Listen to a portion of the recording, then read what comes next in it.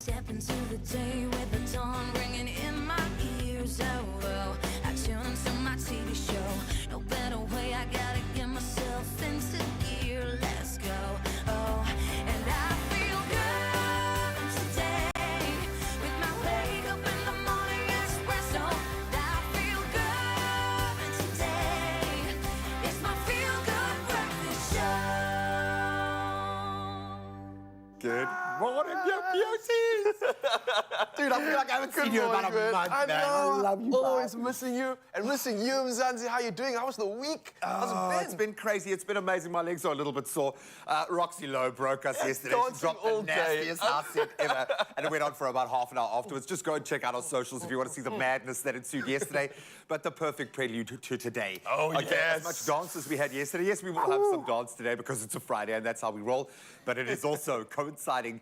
The planets have aligned. John Wick 4 is here. It releases in cinemas today. And now, according to Keanu Reeves, this is obviously the best one yet. And might we also add, similar to this man over here, that he has not aged one bit throughout his years. I mean, just take a look at this. You see what I'm talking about. Yes, the past is on your left. And this is a little bit into the future. And let's roll into now. I mean, come on. Are we going backwards or forwards? I can't tell. Exactly, man. What is going on there, man? Apart from just growing a longer beard, I mean, what on earth? Money and kung fu. You mix those two things together and you are sorted. Also a little bit of jiu-jitsu, some gunplay, a little bit of everything, and it sounds like a really good skin routine. Yes, the skin is flawless. The movement is on a different level. We're going to get into that jiu-jitsu fusion martial arts approach that he takes, but you can see he gets fully involved. And yes, we'll also get into his skin routine, dude. Oh yes, bring that on, please. I Stay need like some that of that forever. And yes, we're going to have a lot of John Wick fun this morning. So I'm sorry, the boys are going to be a little bit out of hand. We need to balance this out with a beautiful girl to bring that energy today. Good morning, Zoe. Good morning, gentlemen. Well, listen, Keanu Reeves, I think, is going to be in the spotlight today. I wonder if he likes waffles as much as we do here on your Feel Good Breakfast Show. So it is our Good Morning Post, and this is where we ask you a very interesting question. And today's is no different. We want to know what's the most bizarre ingredient you would top your waffle with. Are you an ice cream dessert waffler? Or do you prefer the savory waffles? You know, some chicken, some eggs, make it a breakfast waffle. Let us know if you want to send us a voice note. We have our WhatsApp line ready for you. Our number is 063 408 8863. It's on your screen right now. But we want to know what's the most bizarre ingredient. I don't know if bacon counts as bizarre or ice cream, but maybe combined, some bacon and ice cream with some honey. That is my bizarre combination. Let us know what yours is, and we will look at those comments as well as voice notes throughout the show. But let's get things moving. Here is Raul with your morning headlines. Thank you so much, Zoe. 3 minutes past 6 o'clock, and straight into the action we go. Starting off with national duties. Now, the Deputy President, Paul Mashatile, has confirmed that by the end of last year, municipalities owed more than 56 billion rand to Eskom. Now, this was his answer to the first question during his first oral answer session in the National Assembly. Now, ANC MP Sahlulele Luzipo wished to know how the government would intervene in a technical and financial way to end load shedding. Now, Mashatile said the first priority was to reduce municipal debt to Eskom, and Mashatile said Eskom would offer debt relief to municipalities on condition that their debts do not accumulate again. Well, sticking to national headlines, a fire at the official residence of new Free State Premier Mxolisi Dukwane yesterday is estimated to have caused millions of rands in damage. Now, the first floor of the residence was damaged and the building's roof collapsed, and the cause of the fire is still unclear. Now, damage may include expensive antique furniture and paintings. Now, a spokesperson for the Premier, Selo Ditebe, said no one was injured and the fire brigade managed to extinguish the fire. Now, Dukwana has not yet moved into the building. Well, from our national news headlines, we head over to international news. Now, the United Nations High Commissioner for Human Rights has slammed the Ugandan anti-homosexuality bill passed on Tuesday, which imposes severe punishment for same-sex acts, including labeling some acts as crime punishable by death, while imposing stiff sentences for people identifying as LGBTQI+. Now, the top UN human rights official, Volker Turk, has called on President Yoweri Museveni to reject the bill, warning that the legislation runs counter to Uganda's own constitutional provisions, stipulating equality and non-discrimination for all. Now, this as the US and Canada joined the chorus of condemnation. Well, sticking to international headlines, World Athletics has banned transgender women from competing in the female category at the international events. Now, the governing body's president, Lord Sebastian Coe, said from next Friday, no transgender athlete who had gone through male puberty would be permitted to compete in female world ranking competitions. Now, a working group will be set up to conduct further research into the transgender eligibility guidelines, and a quote coming through saying, "We're not saying no forever." Now, this being said by Coe, and he noted that there were currently no transgender athletes competing internationally in the sport. Well, carrying on with our headlines, Nontuthuko Mgabi. Now, this is an industrial psychologist from Richards Bay in KwaZulu-Natal, affectionately known as Nontu. Now, she's undoubtedly SA's very own marathon woman. Now, viewers will remember the 36-year-old in awe in the past, where we've reported on her amazing athletic feats, such as becoming the first African female to run 7 marathons on 7 continents in 7 consecutive days. Incredible stuff indeed, raising some 3 million rand in the process for resources for learners living in poverty. Now, of late, she's notched up another mind-boggling achievement, successfully completing the Ultra Asia, a 160-kilometer race in Vietnam, coming second in the women's section and 4th overall. Insane. Now, her aim to raise money to donate 500 pairs of school shoes for children in rural areas who don't have them. And she's over halfway there, but seeks more support to cross the finish line as well, with only 230 pairs at 280 Rand each. So, for you, Mzansi, if you can and wish to donate via a crowdfunding campaign, then you can head over to BackerBuddy now and do exactly that. We are backing on all the way, but for now, though, let's get back to the headlines. And here's the latest when it comes to sport with the G-Man.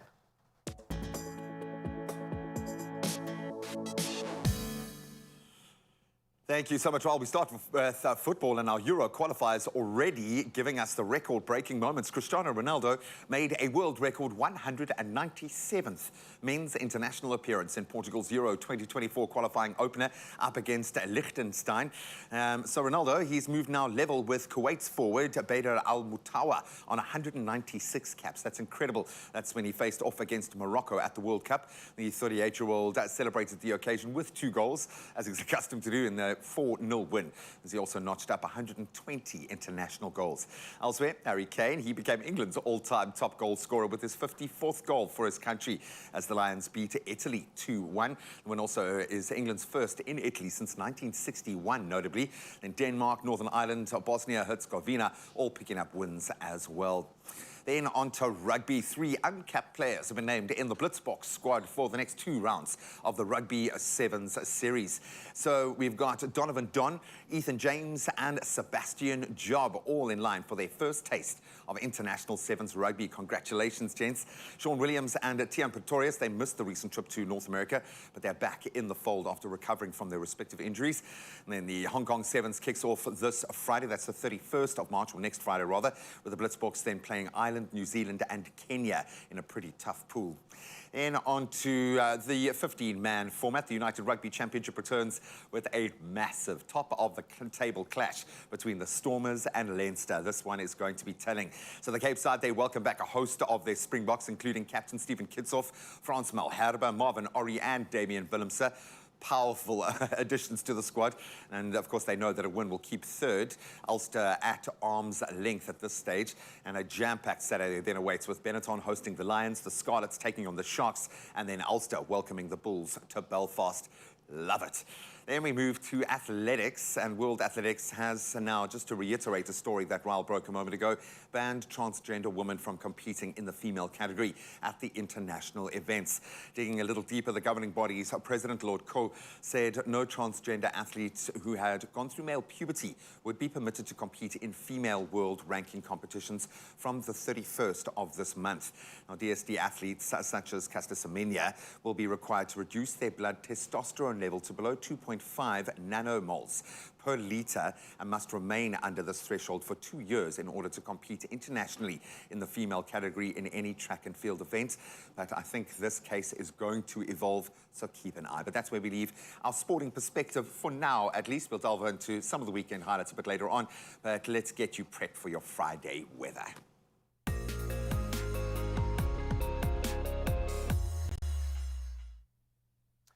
Thank you so much, G. Of course, now it's time to take a look at the latest when it comes to weather, and starting off with weather news first up. Now, a severe alerts and impact-based warning is issued for today. An orange level 6 and orange level 5 warning has been issued. Now, the SA Weather Service has issued severe alerts and impact-based warnings for today, and an orange level 6 warning for disruptive rainfall leading to flooding of susceptible, formal and informal areas expected in the Nkuzani, Nyandeni and Port St. John's area in the Eastern Cape.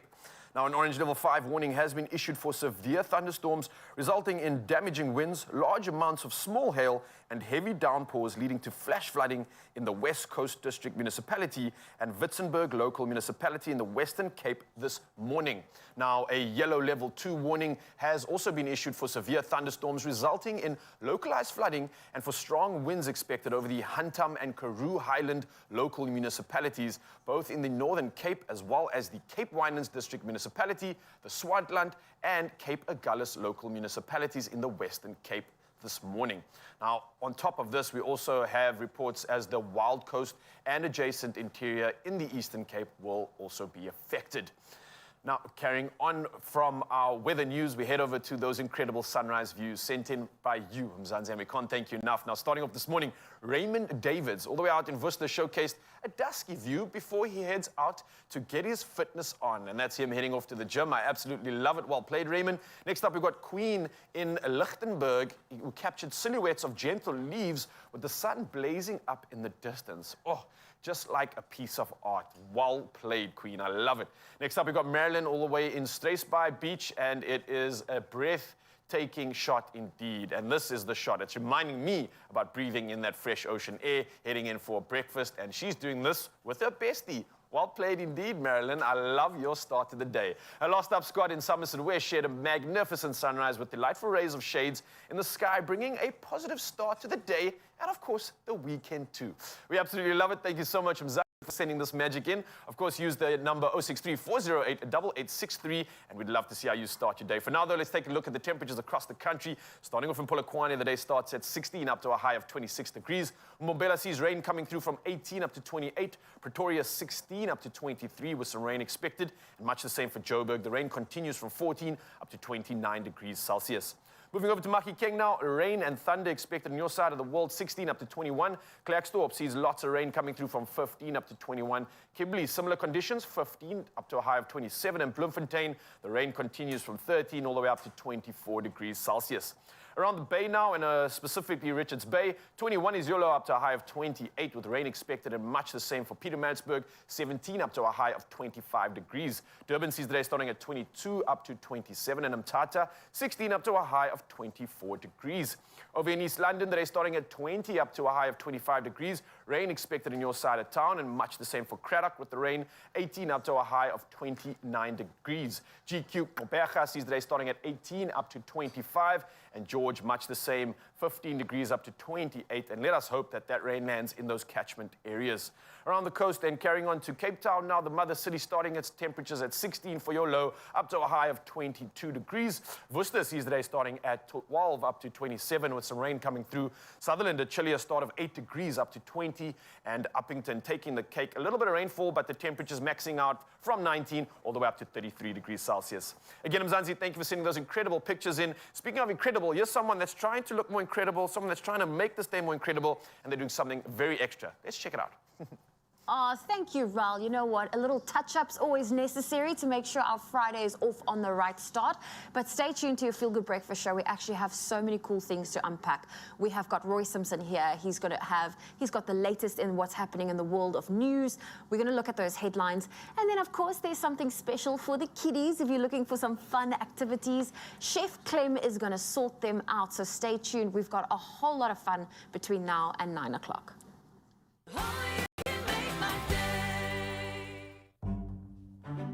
If you love your pasta and you're proudly Italiano, then show it in the all-new #Fatties and Monies Wednesday Challenge. From the 8th to the 29th of March, 4 very lucky Expresso viewers stand the chance of winning your own Nutri-Bullets, plus a Fatties and Monies hamper valued at 500 Rand. But you need to be inspired. We want you to post a picture of your favorite Afro-Italian meal along with a product pic of the Fatties and Monies product that you used on the Expresso Facebook competition post or on your Instagram page. So follow and tag at fatties_and_monies in your entry, and make sure to add hashtag Fatties and Monies Wednesdays. And the competition closes on the 29th of March. T's and C's apply. In fact, bravo, Mataliano. Bravo to you and us. Oh, yeah.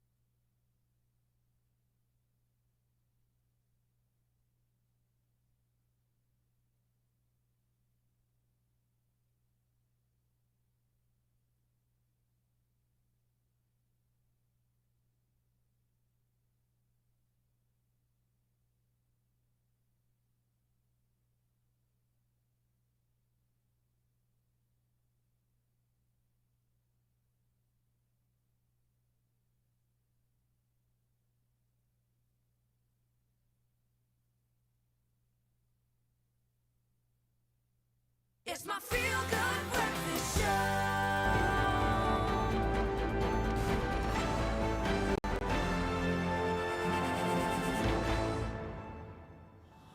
Oh, we love that face. And if your face has been a little too close to the cold face, it's Friday. And hopefully you need that to be said out loud, because the week has been a short one, yes, but I know it's been a tough one. For us, we have really had to grapple with a lot, and it's not been short of controversy. We love that. And our news editor, Roy Simpson, is back with us to bring us up to speed on what's been happening in the headlines here in South Africa and abroad. There have been some movie-style plots playing out, and we are here for that. And of course, we want you to please weigh in. Drop us a voice note, 063-408-8863. What are you thinking about this morning? How are you going to react to what we are talking about? So let's give them some gristle to chew on, gang. Morning, Roy. Great to have you Morning, with us. thank you. I mean, it has been a busy week, despite it being a small one. I mean, there was the EFF shutdown, which wasn't as dramatic was as there? a lot of people You know. expected. I think the rain played a big part. And then there's also the electricity minister saying that corruption isn't the main problem at Eskom. But the dominant story that we would love to unpack with you is former President Jacob Zuma, who is taking journalist Karen Mourn to court. Now, can we unpack this? Because her lawyers are saying that the case has no merit. In fact, it is a mirage. But what is the most significant thing about all the journalists that have had things to say? Why is she being targeted? She's being targeted because she specifically got information from the NPA about his trial, and it was a letter from his doctor, which was handed into court, and it really was quite innocuous. You would expect what they're arguing anyway, what Jacob Zuma's lawyers are arguing, is that she has accessed his private medical records and published them. And in fact, the fact that she was given that document from within the NPA constitutes a crime. Yeah. So she's party to a crime. And the other person in this trial is Billy Downer, the advocate for the NPA, who's somehow responsible for handing this over, even though someone else in the NPA did this. So the counter argument is that this was part of the court record, which is about as public as it's possible to get. And that's why the Badlander father and son team are saying, there's nothing, there is no case. And so they're trying to have the prosecution of Karen Moore and Billy Downer overthrown completely by the courts. And they're just saying there's absolutely nothing material there. Why it matters, I think, is because you're attacking a journalist for doing her job. Yeah. Obviously, as journalists, it's in my vested interest to say this. It's a major red flag, your freedom of speech. Well, it's ours, our collective freedom of speech. The information that the journalists produce is really important. The whole state capture thing, we wouldn't know about it, really. We wouldn't be unpacking it if we hadn't got to ridiculousness. And ridiculousness was the landing of the Gupta wedding jet at the Waterkloof Air Force Base. And it was EWN who exposed that. And then there's this whole run of investigative journalism houses unpacking things. Mail and Guardian's Amabungane unpacking Transnet. Daily Maverick Scorpio unpacking Eskom. And so it goes on. We only know this stuff because of journalists. So an attack on a journalist doing her job is an attack on journalism, is an attack on our democracy. And this is now where I might play not devil's advocate, but like poking the bear. But do you think they're getting upset because they've finally been caught out for what they've been getting away from? Well, I don't know if it's upset. I think that the Stalingrad defense is, okay, you lose this one, you just go on to the next one. In fact, even if this gets thrown out, there's the potential that they'll try and appeal it, because that's the Stalingrad defense. Is that how it's working? Just like, okay, how much time can we waste or push with this? Okay, let's try this tactic. What is the end game here? The hope that we can just keep doing this in perpetuity, and then eventually just no one will be interested in it? Yeah, the end game is stay out of jail for as long as it takes. You're looking at someone in their 80s, so let's say 20 years maximum. So if you can keep the course running for that long, then you stay out of jail for life. Well, look, I went to school with Stephen Battenler. Oh, yeah? Good luck, son. Good luck today, my friend. We'd love to hear from you, South Africa. What news stories are affecting your life? How have you felt and put into perspective the news, both locally and abroad? Pretty interesting things happening. 063 408 8863. We'd love to hear from you. Really on the conveyor belt. Good morning, South Africa. We didn't even know the camera's rolling. We're having too much fun in the kitchen. I've got some amazing guests with me this morning, and it's going to be a lot of fun. We've promised to be very, very noisy this morning. Let's talk about who we've got in the kitchen before I tell you what we're going to be up to. Who's in the kitchen on my left? I'm Ashley. I'm Mosley. And on my right, who is in the kitchen? Hey, man. Now, Hamish, I want you to scream really loud. Good morning, South Africa! Good morning, South Africa. And I want you to shout, welcome to Hopville! Welcome to Hartford. And one more time, tell them what your name is. I'm Ashley. Mosley! Oh, my goodness. Yes, as you heard, welcome to Hopville, the home of all things Easter. It's a special place for kids where they can, as you can hear, be very noisy and just do whatever they like. And it's a beautiful place. It's a fantastical place. And this morning, we're going to be making puffed rice nests, the ultimate Easter snack. Are you excited? Very excited. Are you excited? As you can see, it's a great way to keep the kids entertained. I'm pretty entertained myself. So let's get started. We've seen some of the stuff that Hopville has for us. You see, I'm going to step to the side and show you. It's all fun. It's all exciting. It's all delicious. But today, I'm going to be talking about the fantastical puffed rice nest kits. I'm not going to ask you to say that. It's a mouthful, right? It's a bit difficult to say it quite fast. Is it? Say puffed rice. Puffed rice. Nest kits. Nest kids. Fantastical. Fantastical. We got this. So, in the kit, let's see what we've actually got. We've got the kit which comes with these amazing little mini cupcake tins. Don't you think these are amazing? They're perfect, perfectly cool.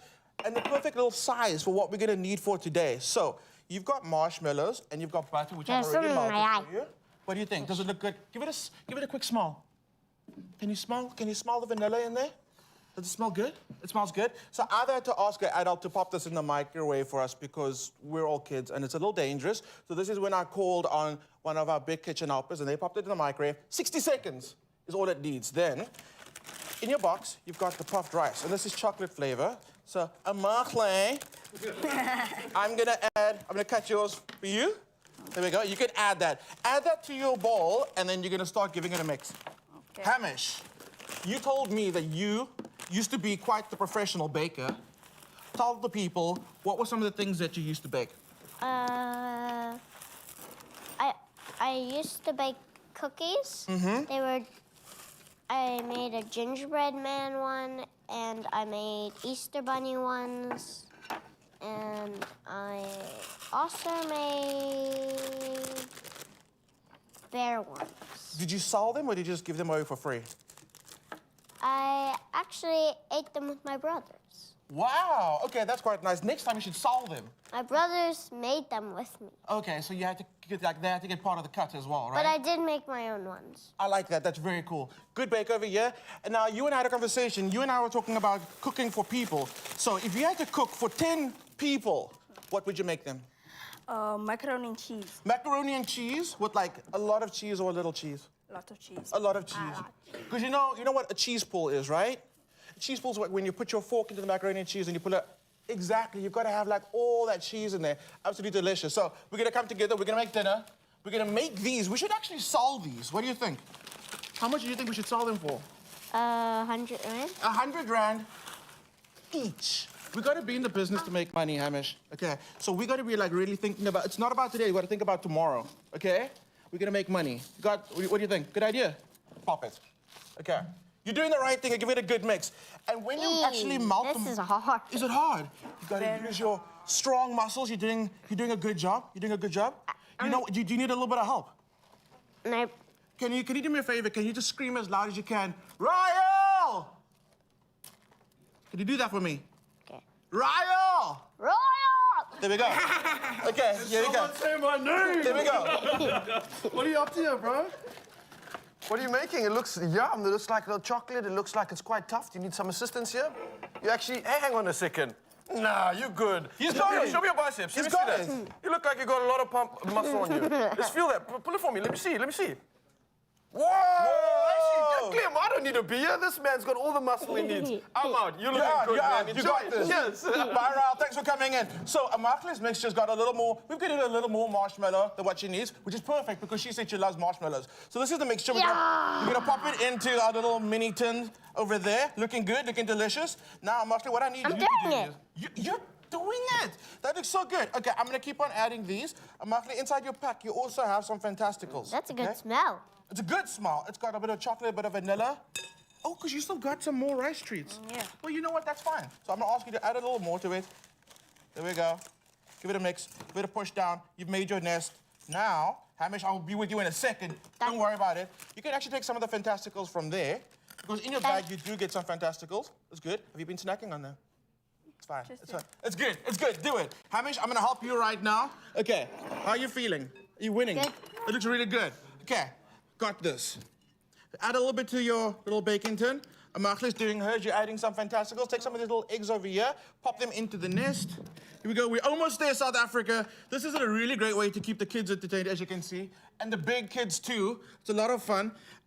Also, like for Easter, we can't think of a better treat for them. Here we go. Adding it in. Hamish, here we go. We're going to start it down a little bit. I have a cousin who is 12. Who's 12? Because tell South Africa how old you are. 6. And you are? 12. How old am I? 35. 25. Don't be telling South Africa my true age. Sorry. Oh, my 25. goodness.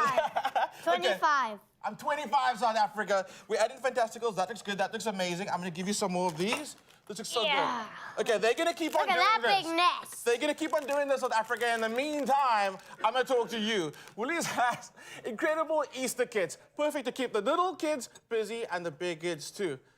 Absolutely. Having fun? I'm doing this, then I'm going to put all the... You're doing that as well. But if you would like to stand a chance to get involved in it and maybe win something as well, I've got news for you, South Africa. So if you'd like to stand a chance to win a 1,000 Rand Woolies gift card, all you have to do is go to our Instagram, Facebook page, check out the competition post using the hashtag Woolies Easter. That's the one. We want to know what is the best way for you to keep the kids entertained during Easter. I'm going to be here for another hour, all right? So you got time to do that. Competition closes on Sunday, the 26th at midnight. T's and C's can be found on expressoshow.com. We're so busy. So tell the people goodbye. Tell the people goodbye. Bye.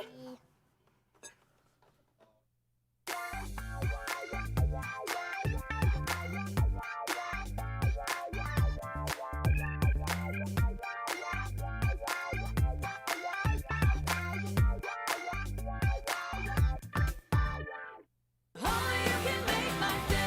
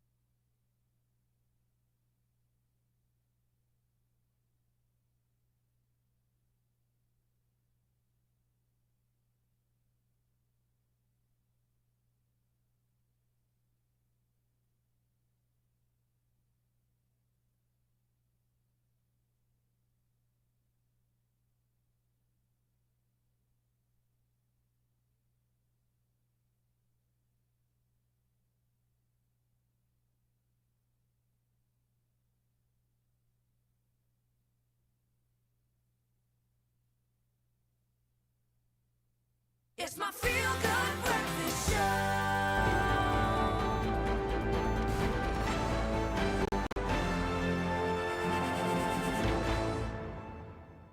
Well, it is your feel-good breakfast show, Expresso on S3. We sang welcome back because this is a jam-packed show this morning, but we still have to take some time out to analyze the news headlines. And we have news editor Roy Simpson joining us in studio to do his usual bit.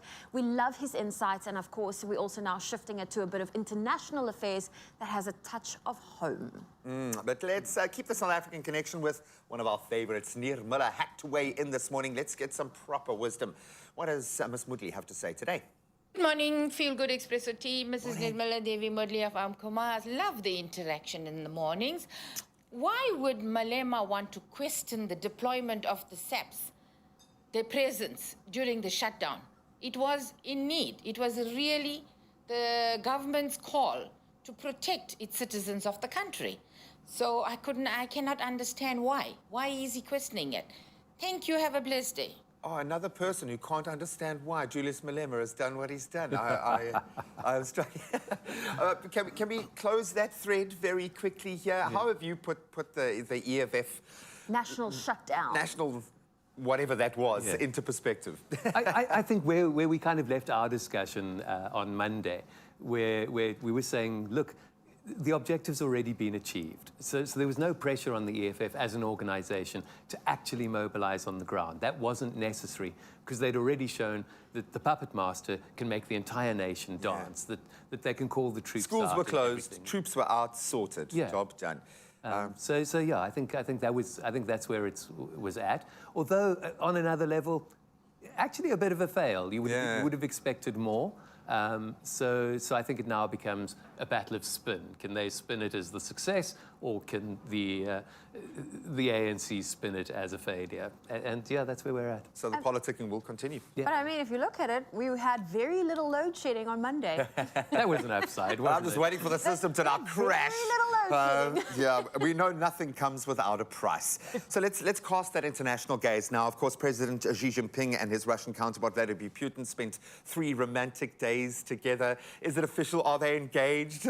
What has come out of this? Because we're seeing various levels now of this playing out. Obviously, there's a financial impact of what's been said, but what is actually happening right now with regards to Russia and China, and of course the possibility of us having to arrest a certain Russian president when he comes to South Africa? Absolutely, lots of complexity here. This is a bromance without end, and that's the commitment. This is a limitless commitment, a limitless partnership between the two So they're countries. engaged, they are engaged. They're more than engaged. They're on a particular path, and that path seems to be in fact, it's stated in their address afterwards, it's to rejig the world order, to create a new world order that is bipolar. New empire. Yeah, that does, well, more importantly, that isn't American hegemony. But in that process, some very difficult things come up for us as a country, as you point out, because, of course, there's the International Criminal Court warrant out for Vladimir Putin, and we're signatories to the Rome Statute. That means we need to arrest him if he arrives on our shores, and he's meant to arrive on our shores in August for a BRICS summit. So yeah, that's going to be tricky for us.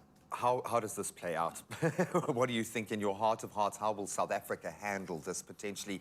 Because it leaves us in no man's land with very few friends if we just let this slide.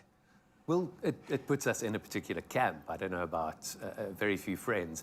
But yeah, I mean, the Supreme Court of Appeal absolutely ratified with the Bashar al-Assad thing, where we didn't arrest him. They said we have to arrest it. In fact, it's the Director General that needs to ensure the arrest happens. We can't. We simply cannot. So we're going to break the Rome Statute. I can't see another outcome. And there aren't direct and specific consequences for that, other than reputational damage.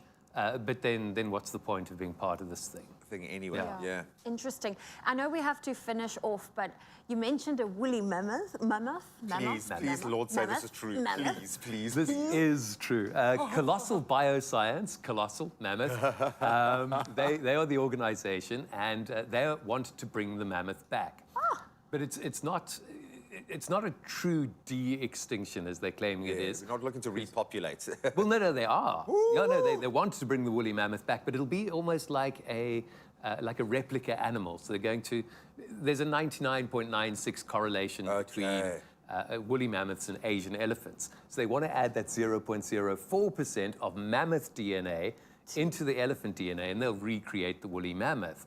There is a Japanese university, Kendai University, that's trying to do it really slowly, trying to recreate literally the entire gene sequence. Sure. They're taking the short option because they're a business, not an academic institution.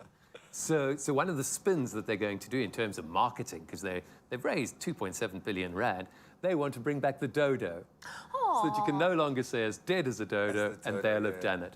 The upside, though, is they're developing incredible software to do this, and that could have implications for things like cancer and stuff. Oh, in the future. completely. Yeah. Absolutely. No, this is massive. I think we can make light of it, but it really does balance out the karma of the world right now, as you do, Roy. Thank you so much for taking this so seriously, because I don't think we can take it seriously all the time, otherwise we'd implode. I know there is a lot going on in the world right now. Keep your perspective and share it with us. We'd love to hear from you. 063 408 8863. What should we be talking about on Monday? Oh, yes, and you can also keep your woolly mammoth right now because we're going to head back to some of the cuter kinds of animals, especially since Easter's around the corner. So I've got a question for you. Why did the Easter bunny have to fire the duck? Well, because he kept quacking all the eggs. You see what I did there? Yeah, it's Wednesday's Golden Cloud and Beacon Easter wheel spin, although it's Friday, so we're celebrating the weekend as well. But this thing is creating quite the excitement. You see what I did there? You like that? Yeah. We couldn't wait to make another 3 winners. And of course, this morning, we're going to start with our lucky winner of the day. One of 3 is about to step into the games room. So let us congratulate Shabnam Sia! Yes! Shabnam, welcome to the game. Good morning. How are you doing? I'm excited. I'm nervous. I don't know what to expect. Okay, well, you can expect a lot of fun and anticipation. Before we get into it, let's just remind the viewers how easy it was for you to get involved in this. You replied to the competition post with the following. You said, what's Easter without chocolate? So I'm going with my delicious mini bundle cakes made with golden cloud flour, ganache with beacon milk chocolate, and a sprinkling of grated chocolate. Chocolate, chocolate, chocolate. I absolutely love it. Using the hashtag, let the hunt begin. So, Shabnan, you know how this game begins, right? Are you feeling lucky today? I'm feeling very, very lucky. Okay, so just in case you aren't aware, and just for you, Mzansi, as well, how the game works, essentially, when Shabnam asks me to spin the wheel, I spin the wheel. And then once the wheel stops on a number, that number correlates to a prize of any sort. It could be a hamper, it could be lots of moolah. We don't know. We're going to find out as soon as it lands on the number. And then as simple as that, you become the winner. All right, Shabnam, are you ready? I'm ready. All right, tell me when to spin. You let me know. Say the word. I'm waiting for you. Spin. Spin! Let's go! All right, anticipation. What do we want it to be on? We don't know what these numbers correlate to right now. We don't know what it means, but let's find out right now. It's number 5. What a Shabnam! 500 rand! Yeah! Shabnam, you got yourself some moolah, baby. Yes! How you feeling? You're a winner. Thank you. Thank you so much. That's perfect. Thank you. How easy was that? That was super easy. Thank you so much. That's a great start to my weekend. Thank you for being a part of this game. I'm going to ask you $500 added to this magic of the weekend. What do you plan on spending this money on? More chocolate. I thought as much. You can add chocolate to more of that ganache chocolate and the other chocolate that you're making. But Shabnam, thank you so much. I hope we've added a little bit of excitement to your weekend and the start of the weekend. And happy Friday to you. You're officially our first winner of the morning. Put it together, people. Yes! Thank you very much. Thank you very much. Have a lovely weekend. You too. Have an absolutely beautiful one. And yes, for you, Mzansi, the excitement has only just begun. So don't go anywhere because you could be our next lucky winner. And we could be calling you to spin and win with the Easter wheel next. Woo! See you soon. There's no sweeter way to enjoy Easter than with homemade treats.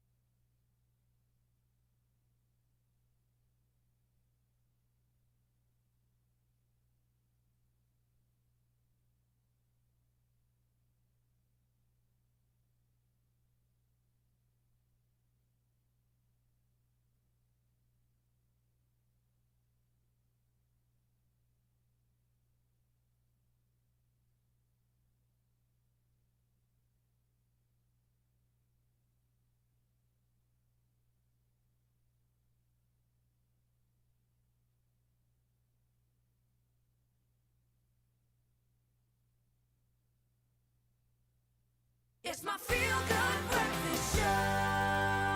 Oh, yes, Mzansi, welcome back. It's your feel-good breakfast show, sending you into the weekend and giving you all the reason to smile right now. So remember this, no one wants bad breath, right? And sensitive teeth or gum disease on top of that. We don't want any of that, right? But no one really wants to go to the dentist either. I know a lot of us have trauma or some sort of past issues that prevent us from going now. So what do? Well, we brought one here. Yeah, we got you, Mzansi. We're looking after you. So joining us this morning, we've got the incredibly good-looking Dr. Pierre Rousseau in the building. He's all the way from the Cosmetic and Dental Emporium in Cape Town, and he's taking us through all the dental do's and don'ts. So listen up, especially you people that have not booked your appointments. Doc, how are you doing this morning? I'm good, thanks to yourself. Fantastic. I see you got the smile, so you're product of the product already. But let's get straight into it. I know, especially right now, people want to know about bad breath. Why do people get bad breath? And is there something else going on, or is it just that we're not brushing our teeth? Is there potentially another reason for it? So I think most people's biggest fear is having bad breath. Yes. And the most common cause of that is actually just poor oral hygiene, especially when it comes to the tongue. And that can easily be fixed or prevented by proper oral hygiene, especially focusing on the tongue, as most of the odor-causing germs are found on the tongue.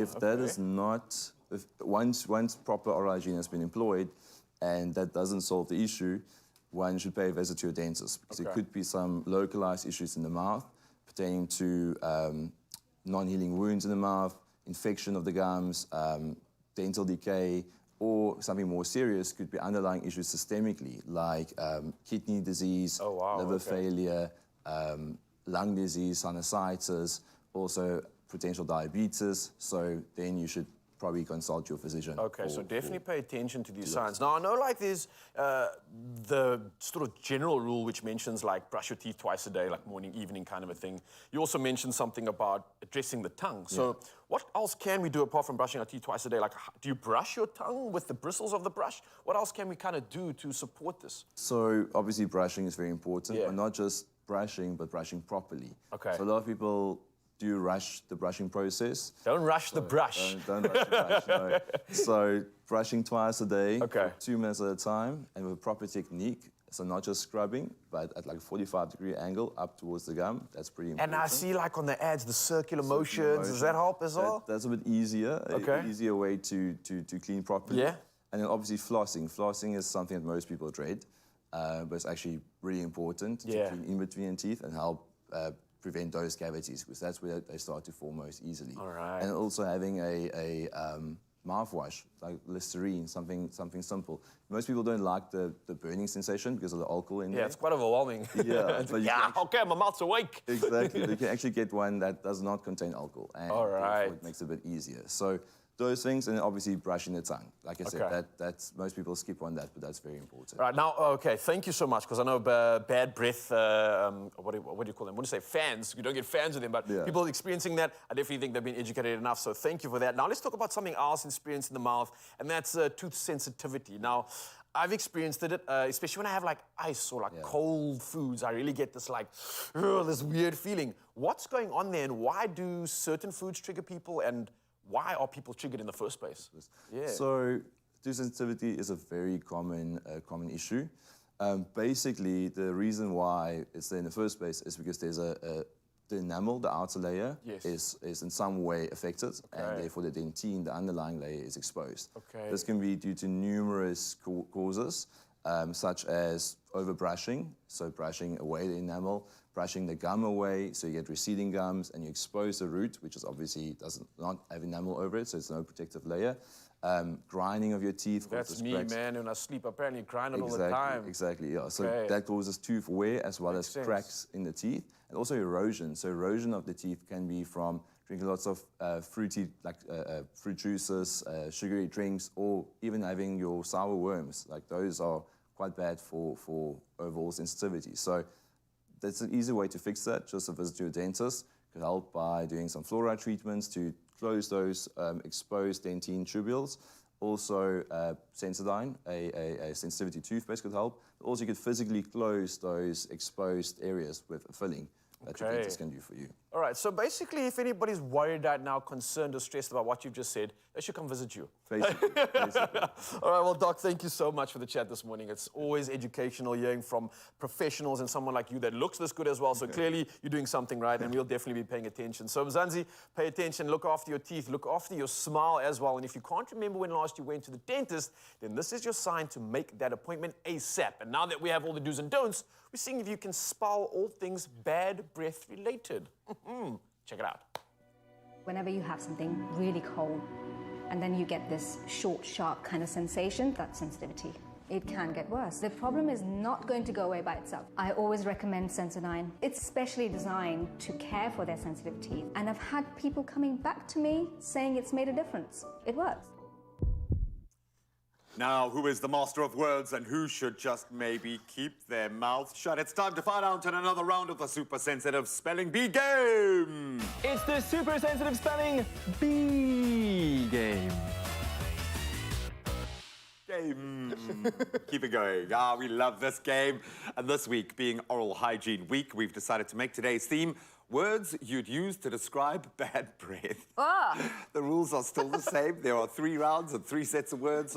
Each contender's going to have to get through them, varying length and, of course, difficulty that they're going to need to obviously spell correctly. And in honor of today's theme, 2 sensitivity trigger food is sweet bubble gum. We haven't had bubble gum before, so you're just going to have to keep loading up and loading up. A big bubble. Yeah, get that jaw working, okay? Wait, so every round we're adding another one to it? Yes. Okay. And you just keep going. You just keep going. Okay, are we ready? So I'm going to give you the definition of our first word, okay? Okay, and it's going to come. It is popping up right now. Okay, and our first word is putrid. Okay, putrid. So Zoe, you're going to give it a crack. Bubblegum in the mouth. So I have to spell putrid. Yeah. Jeez. That was quite aggressive, Zoe. I paid attention in school. Oh. Putrid. Pew's not a word. Putrid. There you go. Done. P-U-T-R-I-D.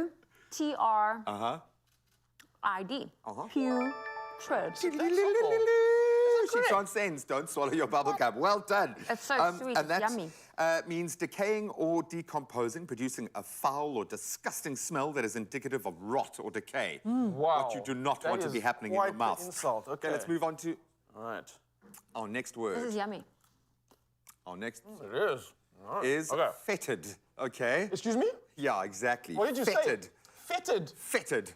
Okay, like is that say it like that. the past tense of I was fit, now fitted? I've been fetid. What does that mean? Okay, definitely an F, although it could be a PH, but I'm gonna go with F. E-T. Okay, I don't know if it's another T.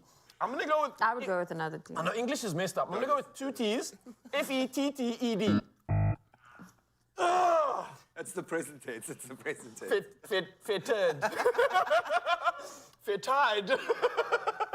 I give up. I don't know what it means even. Okay, yeah. It's F-E-T-I-D. That's quite simple, actually. It is actually.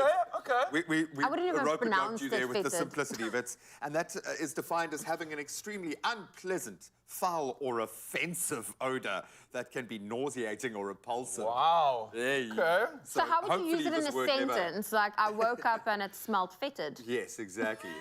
And we never saw each other again. I don't know, that would be, I'm sure, how it goes. Okay, Zoe, load up with another. Another gummy? These are So nice, after by the smelling way. that fetid smell, it was nauseating to I you. should know how to spell this word. There's Why? weird letters in there that shouldn't be in there, though. English is Nauseating. hectic. Feels like Nausea. N-A-U-S. I'm waiting for the buzzer. N-A-U-S, nauseating. I-E-Y.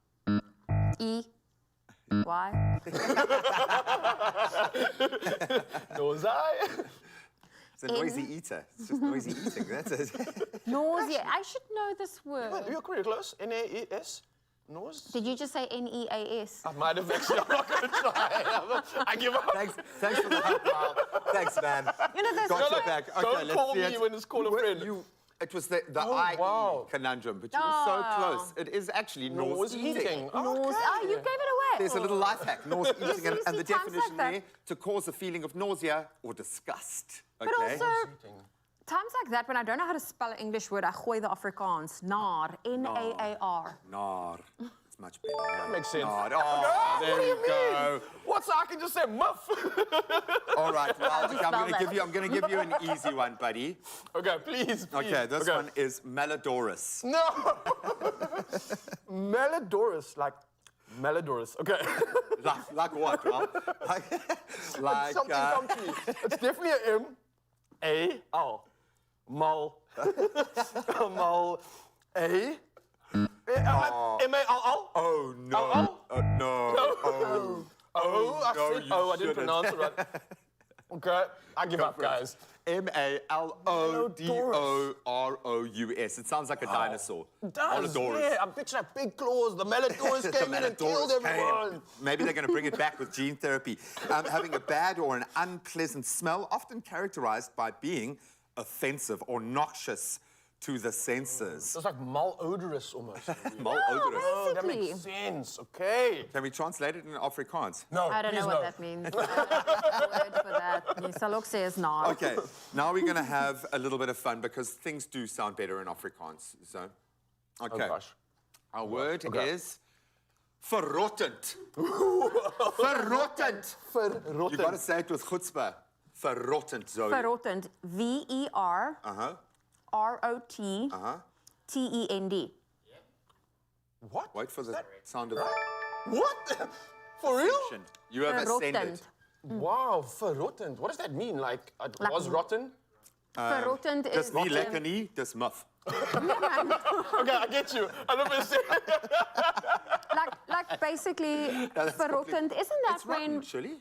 Yeah, when something is rotten. No, it means rotten and can be used to describe a smell that is reminiscent of decay or decomposition. Sure, okay. Verrottend. Verrottend. But you can tell by just how you say it, okay? Okay, done. and our next word that we are going to reveal to you is muff. Your word! This is a word! Serious? Muff. Is that an actual word? What other slang? Surely it's like M-I-F? No. No, but I was just saying, it would have been that, but it's not that for sure. Okay, so what is it? What else can it be? E or A? A U? Muff? M-U? There we go. We can't really make the word shorter, bro. We can't do it. We can't do it. Dis nie lekker nie. Dis muff. Maar in Dis net Afrikaans muff. is muff nie like mold, like, yeah. Just got to say it. Oh, muff. Well done, team. I know we threw some spanners in the works there. Well done. To avoid anyone from ever having to use any of these words to describe your breath, do the right thing. Brush your teeth twice a day for at least 2 minutes and consider switching to Sensodyne. Thanks, man. Giving me a hint. It's the #1 dentist-recommended brand for sensitive teeth. Don't be muff. Whenever you have something really cold, and then you get this short, sharp kind of sensation, that's sensitivity. It can get worse. The problem is not going to go away by itself. I always recommend Sensodyne. It's specially designed to care for their sensitive teeth. And I've had people coming back to me saying it's made a difference. It works. Only you can make my day.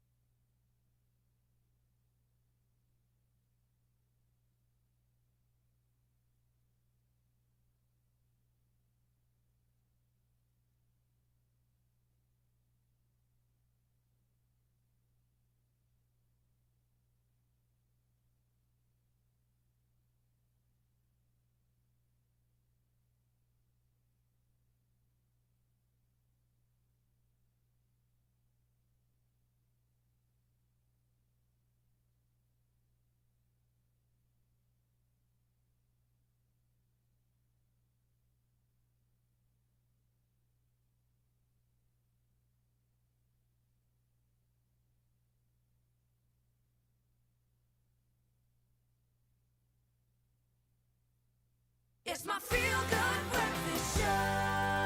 Welcome back, you beauties. I've got 2 words. John Wick. Well, actually, 2 more. Chapter 4. It's here for the next 2 hours. That's all we're talking about. We're going to have a lot of fun. Time to get into the news first, though.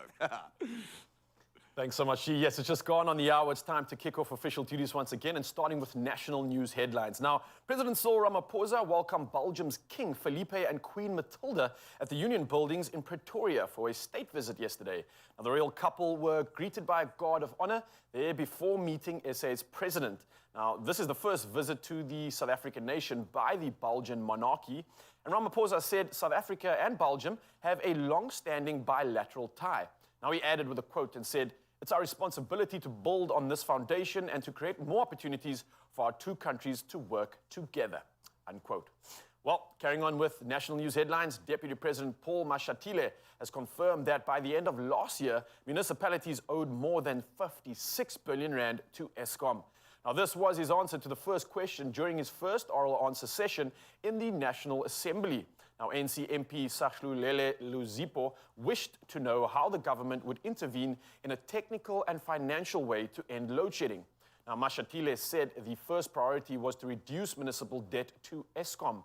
Now, Mashatile said Eskom would offer debt relief to municipalities on condition that their debts do not accumulate again. Well, from our national news headlines, we head over to international news. And India's opposition leader, Rahul Gandhi, has been sentenced to 2 years in prison in a criminal defamation case. Now, he was convicted for comments made in 2019 about Prime Minister Narendra Modi's surname at an election rally. Now, Gandhi plans to appeal. Now, his party said he was being targeted for exposing the government's dark deeds at a rally in April 2019. Now, Gandhi had the following to say, with a quote by mentioning, "Why do all these thieves have Modi as their surname? Nirav Modi, Lalit Modi, and Narendra Modi," unquote. Well, definitely interesting stuff indeed, but we carry on with international headlines. Now, moving over to the UN, the United Nations High Commissioner for Human Rights has slammed the Ugandan anti-homosexuality bill passed on Tuesday. Now, this imposes severe punishment for same-sex acts, including labeling some acts as crimes punishable by death, while imposing stiff sentences for people identifying as LGBTQI+. Now, the top UN official rights of Volker Turk has called on President Yoweri Museveni to reject the bill, warning that the legislation runs counter to Uganda's own constitutional provisions stipulating equality and non-discrimination for all. Now, this as the US and Canada joined the chorus of condemnation. Now, next up in our headlines, for quite some time, there's been much talk and discussion about a 4-day working week. Now, a trial, the most extensive of its kind in the world, of a 4-day working week in the UK has shown incredible results with reduced stress and illness amongst many of its benefits. Now, it involves 61 companies across a range of sectors in Britain with some 2,900 staff taking part. Now, the companies were required to reduce working hours for all employees by 20%.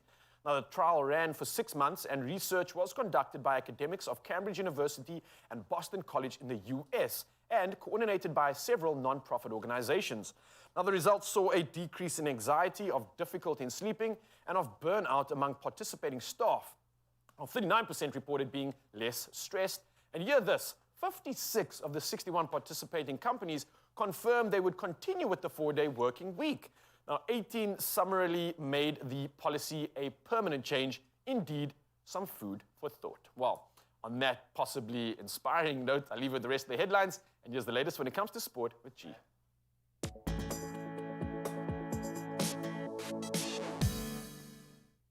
Thank you so much. Well, really reinforcing that we are living in a golden era for football. Let's turn to Euros and the qualifying campaign. Cristiano Ronaldo, he has now made a world record 197th men's international appearance in Portugal's Euro 2024 qualifying opener up against Liechtenstein yesterday.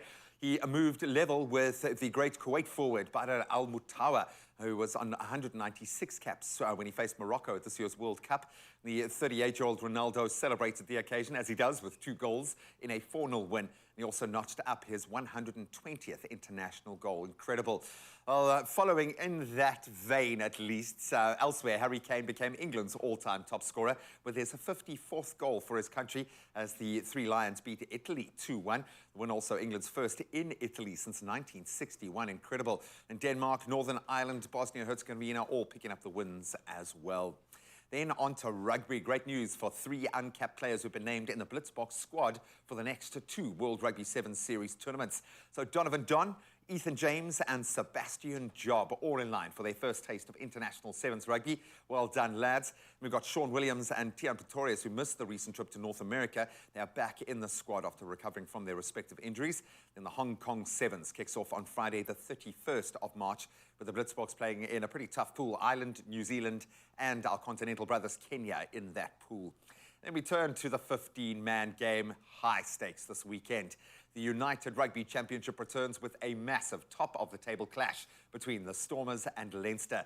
So the Cape Side, they notably welcome back a host of their Springboks, including captain Stephen Kitsoff, Frans Malherbe, Marvin Orrie, and Damien Willem. So I think it's going to be key in this one. Knowing that a win will keep the third-placed Ulster at arm's length, it's vital. A jam-packed Saturday then awaits with Benetton hosting the Lions.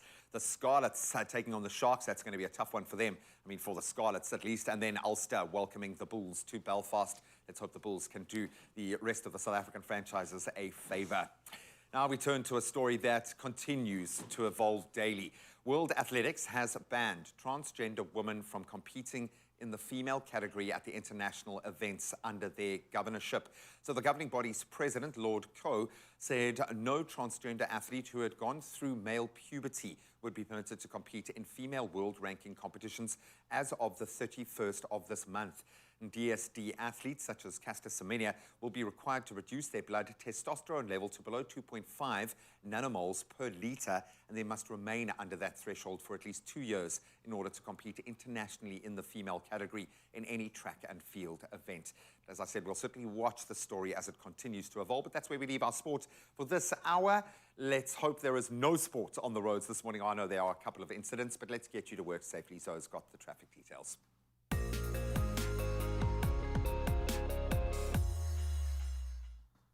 Thank you, Graham. Well, let's start off with traffic in Kuils River in Cape Town. There's congestion on the R300 northbound at the N1 inbound ramp. There's also delays, so allow for some extra travel time. Then in Hazendal, Cape Town, there's a stationary vehicle. It's on the N2 inbound at Jan Smuts Drive. The emergency lane is obstructed. Please approach with caution. And in the Karoo, in the Western Cape, on the N1 route, there's heavy flooding in the Laingsburg region. Please try use an alternative route or wait it out until the roads are safer to use. Well, that's your traffic for now. Let's take another look at your weather.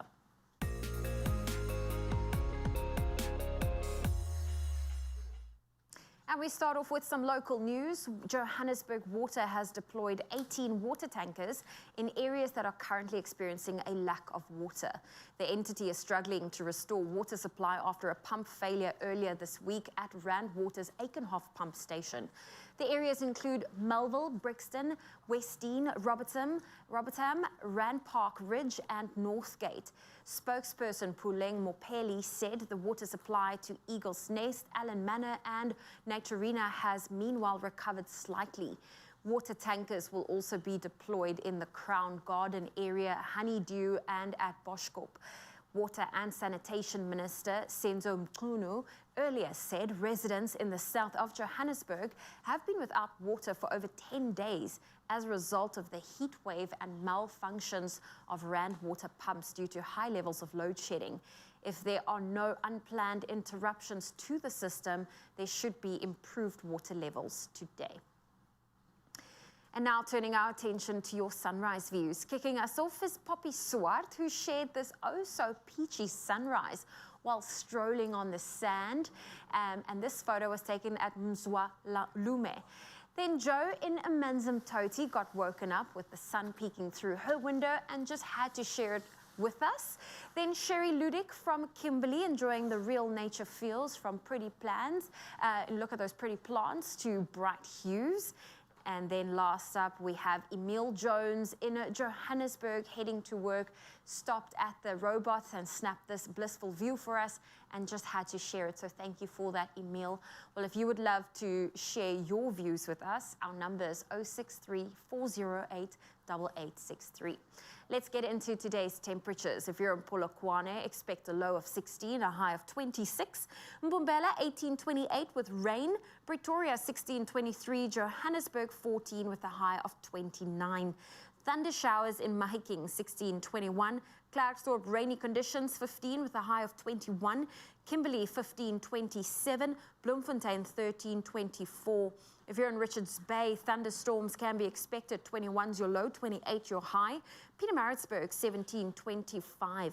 Durban, 22 with a high of 27 and thunder showers. Mthatha, 16 with a high of 24.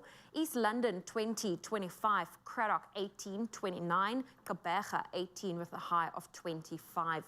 Thunder showers in George, 15 with a high of 28. Cape Town, 16 with a high of 22 for today. Worcester, 1227. Sutherland, 8 with a high of 20. And Uppington, your low is 19, your high 33 degrees Celsius. Well, that's where we leave your weather for now. A final update coming your way shortly after 8. Come a little closer here. Let's go behind the scenes into our kitchen and you can see, have I ever looked as good as this fridge magnet? You haven't lived until you've become a fridge magnet, okay? And what I'm saying is, seeing as we're celebrating John Wick, okay? Oh, I want my fridge to look like this every morning. Oh, it's so beautiful. I think I shall start with this. I tell you what, okay, if you'd like to get your hands on one of these beautiful fridge magnets, how about you send us your very best John Wick impersonation or parody? And maybe, just maybe, we'll send you a little selection of these guys and we're going to get into the mode of John Wick. I seldom see Ryle looking nervous, but when you see 5 martial artists walk into studio, you know it's about to get real.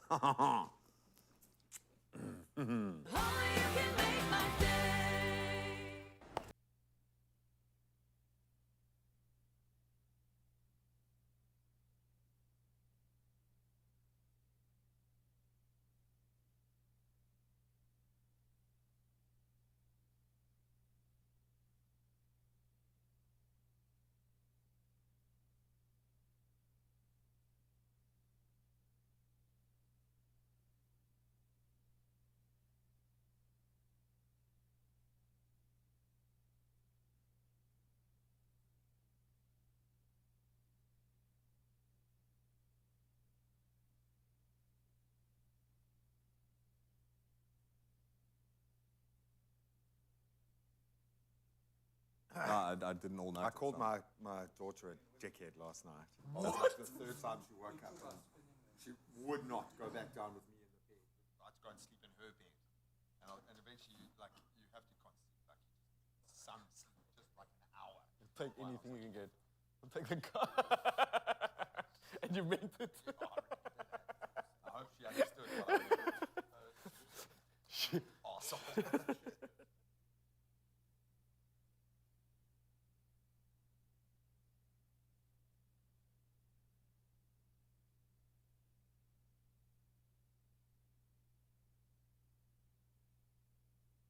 It's my feel-good breakfast show.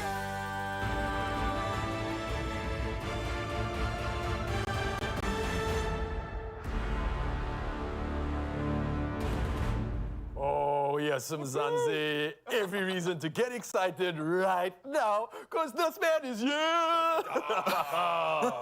Wow, dude. Are you feeling it now? Are you feeling I am. it? It's sort of dawning on me, yes. Yeah, man, I know. Don't worry, we'll drag you across the line, my bro. I know you're short on sleep because there's just been so much happening in the world of movies, building up to the release of John Wick Chapter 4. That's right.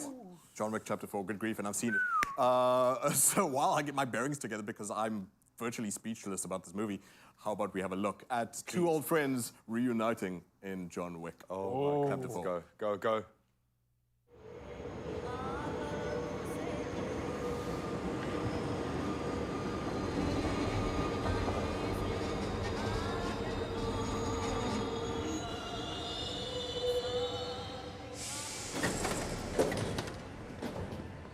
Bonjour, Monsieur Wick, and welcome to La Resistance. A little far from home, aren't you? Well, your little act of uncivil disobedience inspired me, John. I'm branching out, spreading my wings. How goes the grand farewell tour? Coming to an end. So it seems, so it seems. 42 regular, wasn't it? It's Kevlar front to back, the latest in ballistic chic. Appropriate for all formal occasions, weddings, funerals, high table duels. After all, a man has to look his best when it's time to get married. Or buried.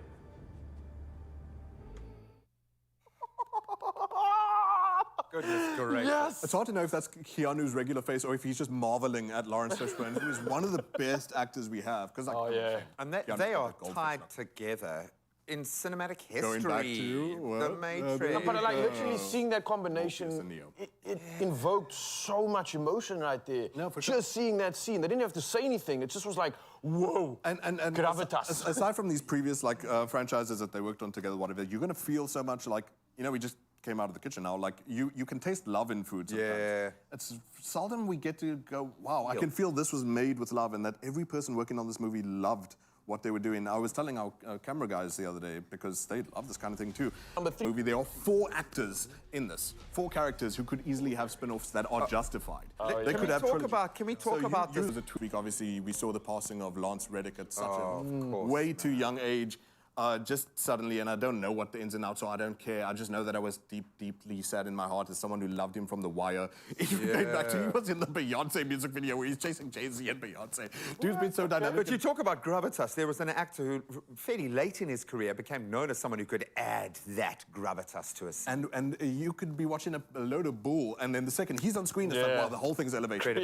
So in case you guys don't remember, he's Karan, the doorman, the guy who is a pillar of John Wick. He's literally the front door of the movie. And I was bleak this week, and we all are, I'm sure. And fortunately, thankfully, and obviously sensibly, the entire cast, Keanu Reeves and Chad Stahelski, the director, who's also a magnificent director, have dedicated the entire franchise to him and this movie to him. Fitting indeed.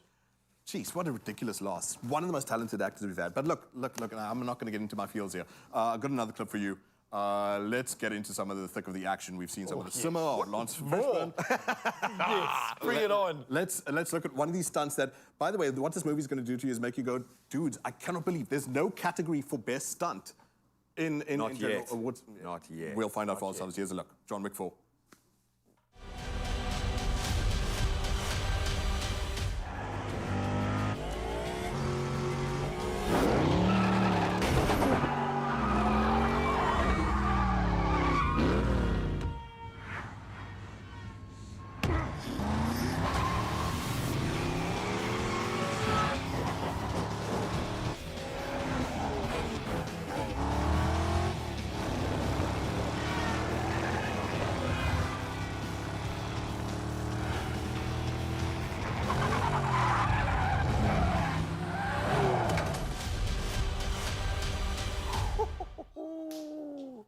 Get out of here. Desperately trying to show you that there's a human face behind that wheel at all times because of the devotion that Keanu Reeves and the whole team behind John Wick put into it. And for that reason, JP gives it 9 1s out of 10.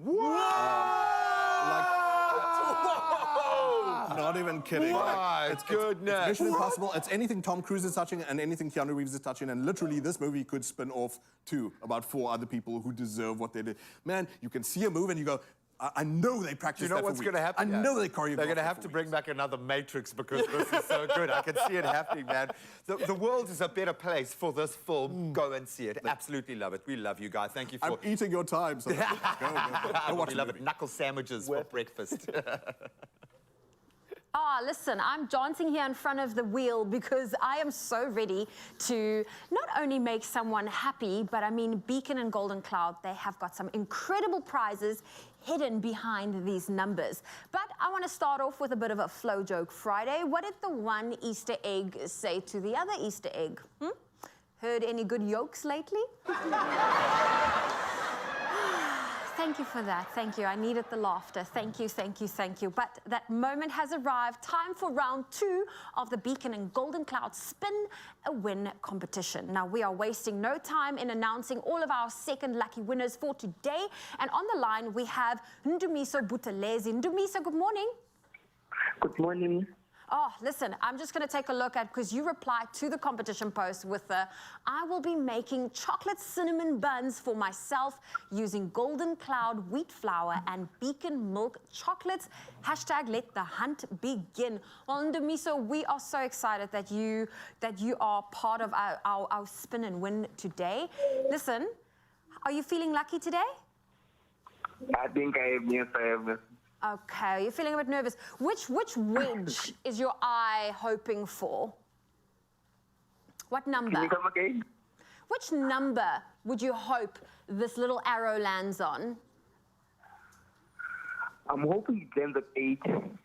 Number 8. Okay, let's see what happens.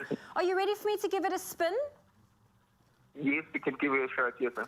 Okay, so this is how it's going to work. When you say spin, I'm going to spin this wheel and we will reveal to see what lucky prize you have underneath the different numbers. Are you ready? Yes, I am. Okay, Ndumiso, tell me when to spin and I will spin. Oh, okay. Are you ready? Yes, I am. Tell me when to spin. Oh, okay. Can I spin? Yes, I'm going to spin. And here we go. You want number 8. Let's see if we can get you number 8. So close. But you got number 7. Oh, well, Ndumiso, you got number 7. Let's see what you want. 200 rand! You didn't get number 8, but you got 200 rand. Ndumiso, congratulations. How is it feeling? Oh, wow, that's exciting, man. Thanks, man. Oh, listen, 200 bucks, it makes a difference. Any plans on how you're going to spoil yourself with it? I'm just gonna give it. To my mom, just for her to get something for my nephews and nieces. Yes. Oh, well, I think that is That's very for sweet of the you. Easter, of course, not now Easter. And definitely get yourself some delicious Beacon Easter eggs. Of course, you do not want to miss out on that. Well, congratulations, Ndumiso. We've got one more spin to do today, but what an excellent way to spread that feel-good vibes. And remember, there's still one more chance for you to spin and win today, so don't go anywhere. We could be calling you next.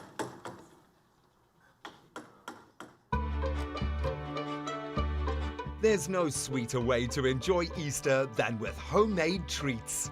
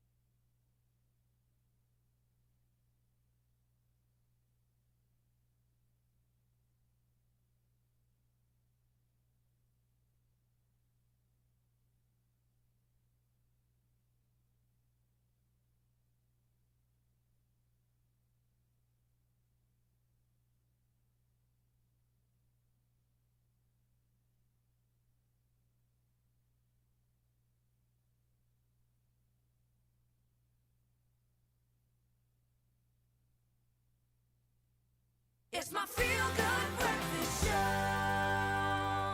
Yes, Zanzi, welcome back. Your Feel Good Breakfast Show. And we are going Keanu Reeves' verskrik right now. Me so much so that I even grew my beard. Check this. Matchy, matchy. We're trying to do all the things ahead of this movie that's got 9 popcorns out of 10.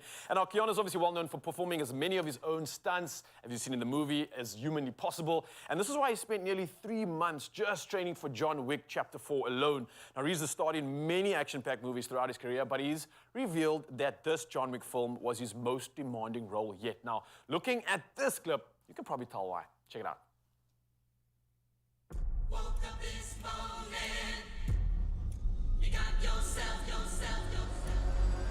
We're here You got yourself. working on John Wick Chapter 4. And so it begins. 3, 2, 1. Living in this time behind enemy. We have all of that John Wick swag. Cars, the weapons, the jiu-jitsu. But with Chapter 4, we took it to another level.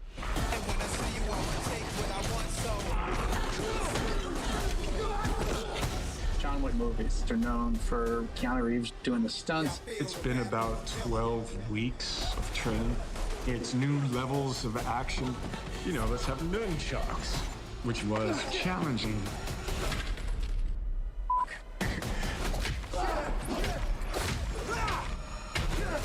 Keanu's attitude and the talent, whether it's handling a gun, how it reloads, it's compelling to see him do it. You armed?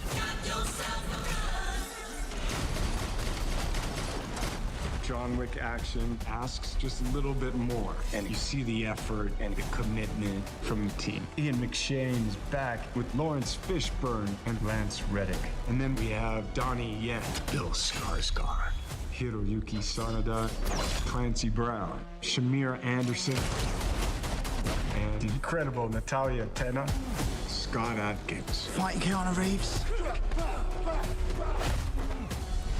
It's hard work, man. And also we have Rina Sawayama. Make it look easy, but it's not. For Chapter 4, we wanted to bring the muscle cars back. We really wanted to do something different. We're gonna have this sequence around the Arc de Triomphe. We tore all the doors off and lost the windshield. You're gonna do a reverse 180, and you gotta shoot a gun, and you gotta reload. He actually started getting too good in the car. We're smashing people, hitting people. It's just amazing. We've shot some stuff that pushes John Wick to the limit. Have we gone too far?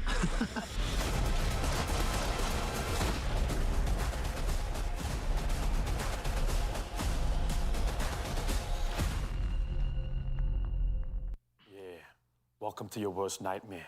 It's time to get bad, get mean, and it's time to get raw with my boys. Yeah. What's up, Mzansi? We are out here this morning doing something special now to take us through how Reeves performs some of these stunts that you've just seen and got so hyped for. We've got fight choreographer Grant Powell with these boys in the building right now. Now, listen to this. This is prestige we're talking about. They've worked on movies like The Woman King, Tomb Raider, Resident Evil, you name it. The best is out here in the building. Grant, how you doing, man? I'm good, man. I'm good. I'm nervous. I can feel the energy. You guys do absolutely incredible stuff, especially when it comes to stunts.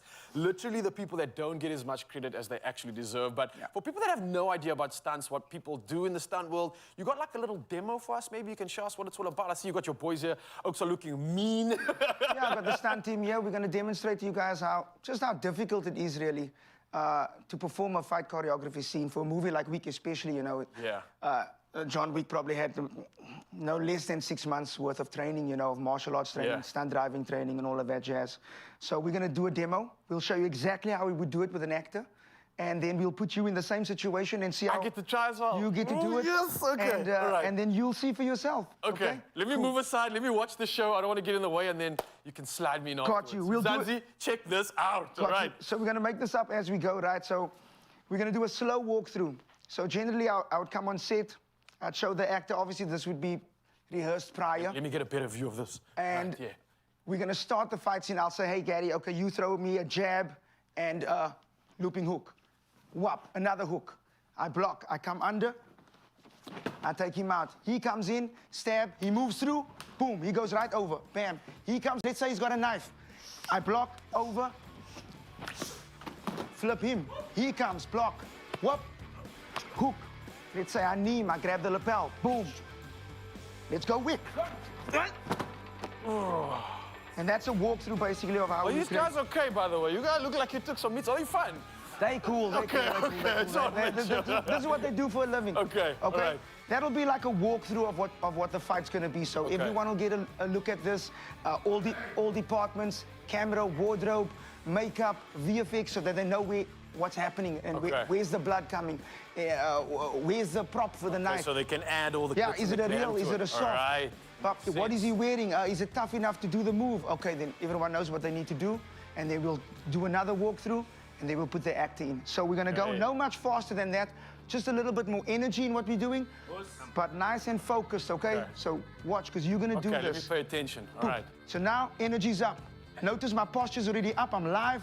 They'll go 3, 2, 1, and action. Hup, hup, hup. Let's go back. Let's go back. And this could happen. Nice and slow again, Gary. Nice and slow. He's gonna come. Jab. Let's walk it through again. Whop. Under. Block. Cool. Now we know. Here we go. And action. Hup, hup, hup, hup. Hit. Yeah. Hup, hup, hup. Hup, hup.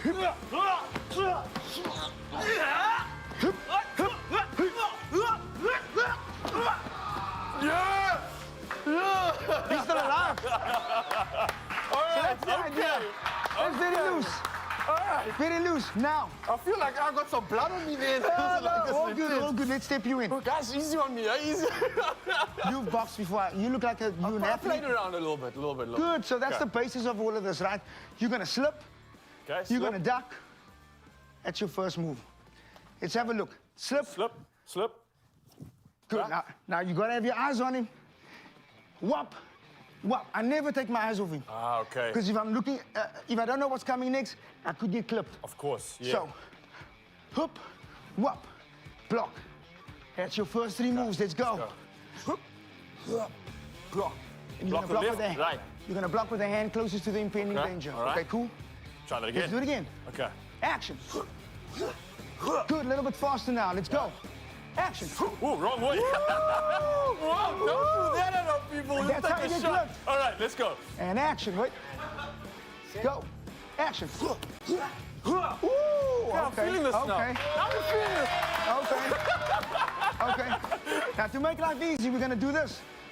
Whop, swap, block, punching. All right, okay, Right? okay. He's out. All right. Let's okay. go. Let's go. Action. Ready. Swap.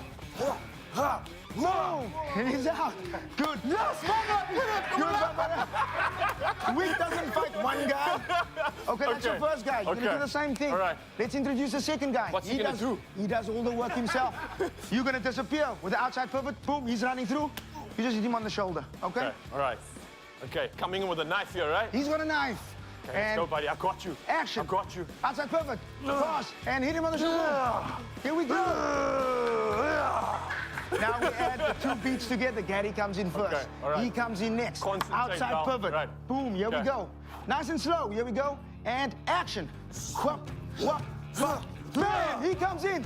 Outside pivot. Boom. Hit him. Bam! Oh,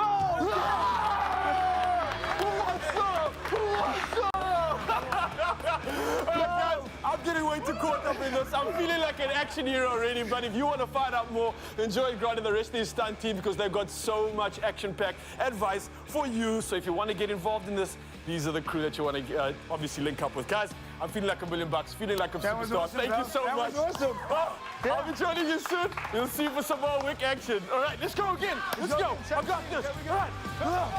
Yeah, I'm ready. Come on, come at me, come at me. No!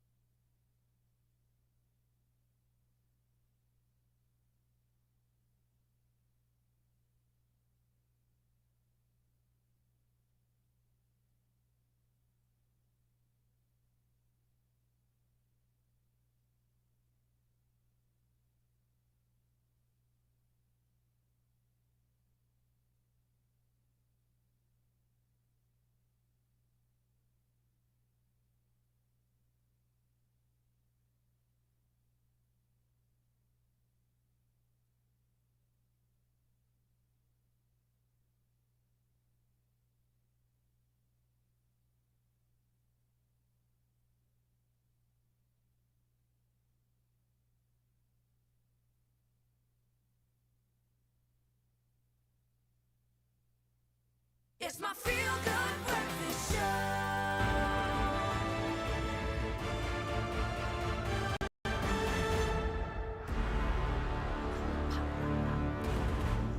Oh, now that we've been able to live out all of our childhood fantasies vicariously through Ryle, that was the coolest thing we've ever seen. Thank you so much for giving us real fight stunts. And of course, we are focused on John Wick Chapter 4, which is why we are so enthused this morning. And of course, it bears the notion that there was something there that was very Matrixy. And I know it's the spirit animal. Obviously. There is an energy, there is a vibe. Is it an ode to... Can we draw some parallels between, because it's the same universe, in this really. little segment, in fact, yeah, there are theories that will go with it, and I'll tell you that later, but I'm calling it Enter the Matrix. And that is because, for a start, just the nuts and bolts of the who's who behind the names and the people. And firstly, is Chad Stahelski is the director of John Wick's 1, 2, 3, and 4. This man has a lineup ahead of him of 8 movies, including Highlander. He's trusted now in Hollywood. And why he comes from the Matrix, how he's connected, is that he was Keanu Reeves' body double, the director of John Wick. So who knows every inch of Keanu Reeves better than his girlfriend and his body double, I suppose. The stuntman, and plays to his strengths in John Wick 4, because while the writing's cool and it feels very classic in lots of ways, yeah, he knows his strength, and the strength is putting the work in with the guys. And like I said, there's some moves where you go, they must have sweated over that for weeks. The whole sort of like behind the scenes here where you can see like Keanu swearing at himself and going, like chucking his nunchucks, just because it's really frustrating after a while. So obviously, look, the other name Keanu Reeves was Neo in the Matrix. Like, please, don't make me tell you that. Then obviously Morpheus as well is Lawrence Fishburne. So those are the nuts and bolts. Let me tell you a bit about the things that, and these are just in my estimation of JP's Matrix, the estimation of how the aesthetics are very similar. So the aesthetics, what I mean by that, I mean the feel, the themes, the visuals that look similar. It almost feels like a graphic novel come to life. There is a visual element to it that kind of feels And of course, like that, because, you know, with the Matrix, it's very much inspired by manga. So what we're looking at here is, firstly, animals come into play. John Wick's lost, you know, his puppy. Neo had to follow the little white rabbit, the cat of deja vu in the Matrix, and all animals are signifiers. There's a very strong gothic feel in both cities. You know, there's the sense here where you're looking at the scene, just because I like this motif, the mirror room and the duplicated screens. Please, everyone who's watching, please watch this, because this is the reason I haven't slept, because I was assembling this. You went down the rabbit hole, bud. So, aside of... followed the white rabbit, obviously, that's also a nod to Enter the Dragon, but from the Matrix as well. The perception versus reality, the mirroring. What I also liked is the weird, like, rusticness of the machinery. In the Matrix, you have these machines that are sort of like steampunk, and the same thing goes in John Wick. You have these receptionists with the tubes and whatever. I like the little window jump that John Wick does there for Trinity in John Wick 4. And then, of course, you got the dojo, you got suits, you got guns, lots of guns, and that's obviously what the Matrix is also about. Those are just the aesthetics. Those are the things on the outside. The snow and the rain, I mean, I saw it all. I love that you compared them like that. I broke my butt doing this. So yeah, but I think you almost have to. And like I said, I think this is going to spawn a whole nother... Because, look, John Wick is a labor of love. And all of those people who worked on it love each other, and it is a love letter to the Matrix. So let's talk about the other stuff about it. The functions of these aesthetics. How do they function? You know, form over function and all that. What does the thing do? What are the mechanics? So you have, including the Lance Reddick, and you have the Keymaker from the Matrix. They are doorkeepers. They're gatekeepers in the Matrix, and they're gatekeepers in John Wick. And they are the ones who are, they're filled with integrity. You've got then oracles as well. Ian McShane is very much a father figure, guiding figure, in the same way that the oracle is from the Matrix. And then you've got the Merovingian, who is the snake, the slithering dude who uses semantics, sophistry, and the tricks of language to bend the rules to his will. Aside from that, you also have then the higher echelons. The Matrix is a corporate structure, basically. You have enforcers who are in the form of agents, and then you have the executives who you're looking at here, including the architect. And that's your Scott Adkins, by the way, who's looking a bit more plump than you. I know, I love him in that, guys. No doubt he's still going to be bad. Another interesting parallel then is you've got the underground. You've got the, you know, the execs on top type thing. You've got the Matrix, the system, then under the system, you've got Zion. And Morpheus obviously was one of the captains of Zion. And yeah, Morpheus is in the underground where he runs the Bowery in John Wick 4, where in a similar way, they're a lot more liberated than the assassin system. Obviously, they work under the table, as the movie says. For sure. They abide by certain rules, but they almost play by their own. In the similar way, Zion has a small sort of agreement with the machines in the Matrix.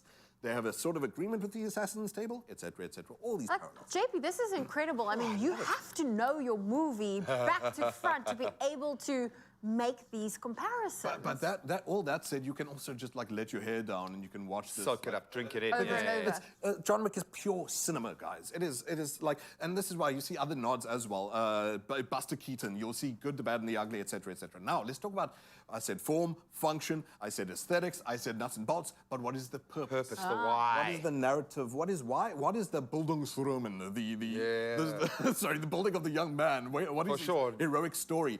And similarly here, John Wick 4 might end in a way that The Matrix ends. I'm not giving anything away, but what you're watching there is the last duel, which you do know from the trailers. I'm not giving away anything there. Is that in John Wick 4, the way he resolves it is a one-on-one versus Bill Skarsgård, who is It the Clown. That's not a Matrix reference. Maybe there was a clown in the Matrix. I don't remember. But the purpose being here is that very much what John Wick and The Matrix talks about and what we need to think about in this world, and especially with like systems like capitalism and control and all that kind of stuff, the executive, the corporate structure, and all that seems to be falling down right freedom versus predestination, predetermination, free will.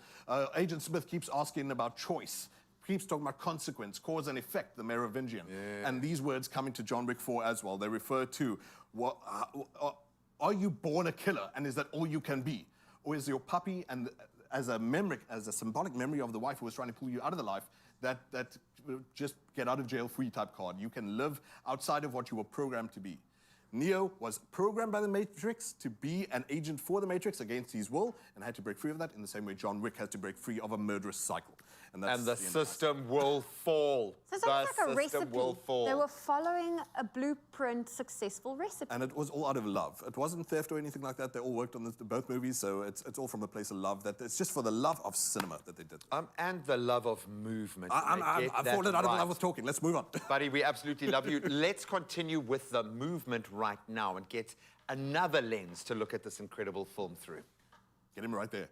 Yes, it's time to move and be humbled. Now, Keanu Reeves optimizes the idea of movie star genetics, and the 58-year-old man who doesn't age is still in tip-top shape ahead of the release of John Wick Chapter 4. So, what is his secret? Well, it's definitely got to do with movement and somewhat of a recipe when it comes to martial arts too. Now, he practices Brazilian Jiu-Jitsu and Judo, some of his favorite practices and disciplines. And martial arts can decrease stress, anxiety, and depression. It improves your mood as well as aerobic capacity, as well as increasing energy, stamina, improving flexibility, your balance, agility, even strengthens your muscles. So, like, ticking so many boxes. So we're going to give you a little taster of that and what you can expect. So here to take us through some of the routines that Reeves would do to stay fit in his jiu-jitsu world. We've got instructor, the master, Thabit Domingo in the house, and his young Padawan, Jody, joining him as well. I'm scared and intimidated because, guys, jiu-jitsu is no game. Firstly, how you doing, man? All good, thank you. Thank you so much for having us. Hi, guys, I'm Thabit. This is Jody. We are coaches and instructors at the Resilience Jiu-Jitsu Academy based in the southern suburbs in Claremont. Super excited to be here this morning. Lekker, man. And I'm probably definitely after this going to be joining you for some more sessions out in Claremont. But I know there's so much involved in this game. When it comes to like maybe exercising or getting prepared for it, maybe to put you on the spot, what's like one sort of a go-to exercise or movement that can really like enhance our jiu-jitsu ability or get us like more conditioned for the game? Do you have anything for us? Absolutely. Okay, so this is a movement that we like to do in jiu-jitsu, but this is really important for all martial arts. This movement is called the Upa. So we start on our back right now. Jody's going to pull her heels up toward her butt. And really simple, but this engages so many muscle groups. So when we do the Upa, she's going to start to thrust her hips up into the air. Okay. This starts to engage her core, her glutes, her hip flexors, as well as her hamstrings. These are all important muscle groups for jiu-jitsu and really for martial arts in general. And to finish the movement now, Jody's going to reach over her far shoulder and touch the ground. What's that, like really a little simple. bit of mobility included in that? Yes, and also spine rotation. So for striking martial arts, what's really important is a lot of the power comes from your hips. When you punch, when you kick, all that force and power comes from your hips. Okay. In jiu-jitsu, the hips and the core is super important because that's where we generate all of our leverage from. So I'll ask Jody to do this again. She's going to Upa, reach over her shoulder, and touch. Beautiful. And the other side. Really easy movement. Very nice. We do this for jiu-jitsu to warm up, but again, really important movement for all martial arts. Yeah, and I can imagine, like, sorry to interrupt you, but guys at home that are maybe trying this right now, this is great for stimulating the glutes, the posterior chain, getting the mobility, thoracic twisting. So even if you don't do jiu-jitsu, you can definitely benefit from this exercise, right? 100%. I love it. You can do this for time. You can do the set a timer and go for 1 minute, or you can do it for sets. You know, you go 10 repetitions, 3 sets, nice warm-up. We do this Add this every in your single arsenal class. of movements and Yeah, you get 100%. jiu-jitsu fit. I love it. Why don't we give it a shot? Okay, let me. And really easy. again, I see if generally when it comes to jiu-jitsu, you guys aren't wearing shoes. Should I take mine off? Yes, please. Safety first. I like Yes. that. Okay. So we practice jiu-jitsu without the shoes. Okay. The mat we call the tatami, or the training area. All right. So Beautiful. in that bridge position, you're bringing my heels close to the buttocks. Yes. All right. So And now bridging. we're thrusting the hips up into the air. and Yes, feeling those glutes already. Yeah. And now reaching the over. shoulder and touching as far as you can. Beautiful. Look, you're natural. Nice. Okay. Nice. Good. And we bring the butt back down to the floor, and then we thrust and move up over to the other side. Excellent. Oh man, that feels good. I'm getting a stretch in the lat even. The glutes Perfect. are working. This is proper stuff. But man, Lovely. I love exercising, but also obviously, as you saw earlier, I have to move and get involved. Do you have any like demos for us? Because I know jiu-jitsu is such a tactful, mind-mastering game when it comes to moving your body in such unique ways. Absolutely. You got a little demo for us, man? Absolutely. So Yes. jiu-jitsu is chess on the mat, right? And in the trailer that we just saw, Keanu Reeves, John Wick, speaks about jiu-jitsu, and as he's doing that, show on the floor, please. Yeah, I saw that scene, and he's literally above the person. Yeah. Kind of like grounding and pounding there, yeah? In that scene, he pulls the leg over, he steps up, and he's seated on top of his opponent. This position in jiu-jitsu is called the mount position. And this is something I've been in that I could not get out of. Yeah, this the is weight tough. on your hips is insane. Yes. Okay. Super tough, okay? And what's also critical about this position, it's really bad for the bottom person, but really, really strong for the top person. Okay. Why? Person at the bottom, you can't pull your arms back to punch. The ground's there. So every time you try and rotate, boom, you can't. You're going to hit the ground. Secondly, look at the difference in height. Jodie's fist can never reach my face. Now, we might be thinking, well, Jodie's shorter than you and she's got shorter limbs than you. Yeah. No, not true. Look, we'll switch around.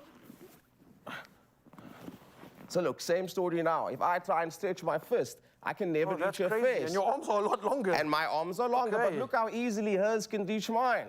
She's so Now, if you're wondering why, all Jodie needs to contend with here is the length of my arm. But I am actually dealing with the length of her entire torso, from her shoulder all the way down to her knee. Yeah. Now, if she was like, let's say, a midget, and she was all the way down like this, and I could reach, she can easily lift her hips up, and now we're out of range again. So really bad for me, really strong for her. Also, from this position, there's not much I can do. My arms are here, easy for her to pin my arms, and I'm going to be defenseless.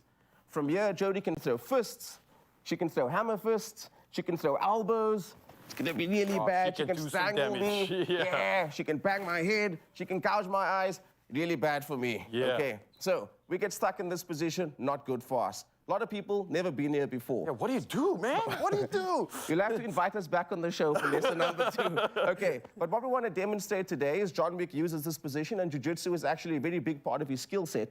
So when we mount it on top of an opponent like this, what we usually want to do is be nice and wide and low with our base. This gives us excellent base and makes it a lot tougher for the person on the bottom to bump you off. Yes. And Jodie's a lot lighter than you, but still using her weight to a big advantage, right? 100%. Now, usually what would happen from this situation is people don't like this, you're too close, I can't breathe, I'm feeling smothered, and people would usually start from this position to push you off, like this. Now, in jiu-jitsu, this is called extension of the limbs. When you do this against a trained jiu-jitsu fighter, this will be the result. Okay. Oh, snap. What just happened? Whoa, Jodie just stepped it up again. Yeah, okay. All right, so nice. A little bit complicated for our lesson today. So what we'll do is the following. Another common reaction here is that your opponent starts to turn over because they think, yes, if I can roll over onto my belly, I can stand up and shake the person off. Okay. Not a good idea. When this happens in jiu-jitsu, Jodie will slip her legs underneath. She'll go to a movement called the seat belt, where she can control my back. She'll roll me over, and now she'll strangle me and finish the fight. Nice, Okay. Jodie. All right. Very powerful sequence, but a really easy sequence for a beginner to learn. So let's give it a shot. Absolutely love it. All right, before I get into this, Zanzi, of course, you have just seen how powerful and how important jiu-jitsu is when it comes to training and also encouraging movement. Now, John Wick is something we are all just so caught up on right now, and you've seen that one of the movements that he encourages to get him fit and keep him young is jiu-jitsu. So while I'm attempting this right now, this is something for you guys to maybe consider, because what I'm seeing right now is a powerful woman doing powerful, incredible things and defending herself at the same time. For anybody that's out there, get involved in this. But let me come down here. What am I doing exactly? Cool, man. You can sit on top of the belly button. On top? Yeah, let's say you've just gotten to the best place in the fight. You're mounted on top of me right now. Okay, so first things first, we want to be nice and wide with our arms. Beautiful. Because if I try and bump you off now, you've got good base. Block you, I feel that. Okay. Okay, now let's go to the movement that we just did. Yep. When I start to roll over to the side, the key here is not to stop me from moving. If I want to expose my back, let me. So all you're going to do is open up your knee and move with me. Beautiful. Excellent. Now I end up in a far worse position, Because now I can't see the attacks. I can't defend my head intelligently. Yes, you can punch me, strangle me. Bad place for me to be. So the hands go on top on the floor here. Perfect. Now, as I start to lift my butt and my hips off the ground, you're going to slip your legs underneath my hips. These are called hooks in jiu-jitsu. Okay. So as I lift up, you slip the hooks inside. Beautiful. Okay. Now, you're a little bit high up on my back, so we're going to do an adjustment. You're going to push off your hands and put your hips on top of my hips. Perfect. Excellent. Now, we're almost done. Now we're going to control the upper body using a movement called the seat belt. So like the seat belt of a car, you're going to put one arm over my shoulder, and you can put your weight on my back, don't worry, like this. Okay. And the other arm goes under my armpit. Beautiful. And you grab your arms together. Lovely. Now let's stay where we are. I'm going to roll over. Excellent. Yes! Okay.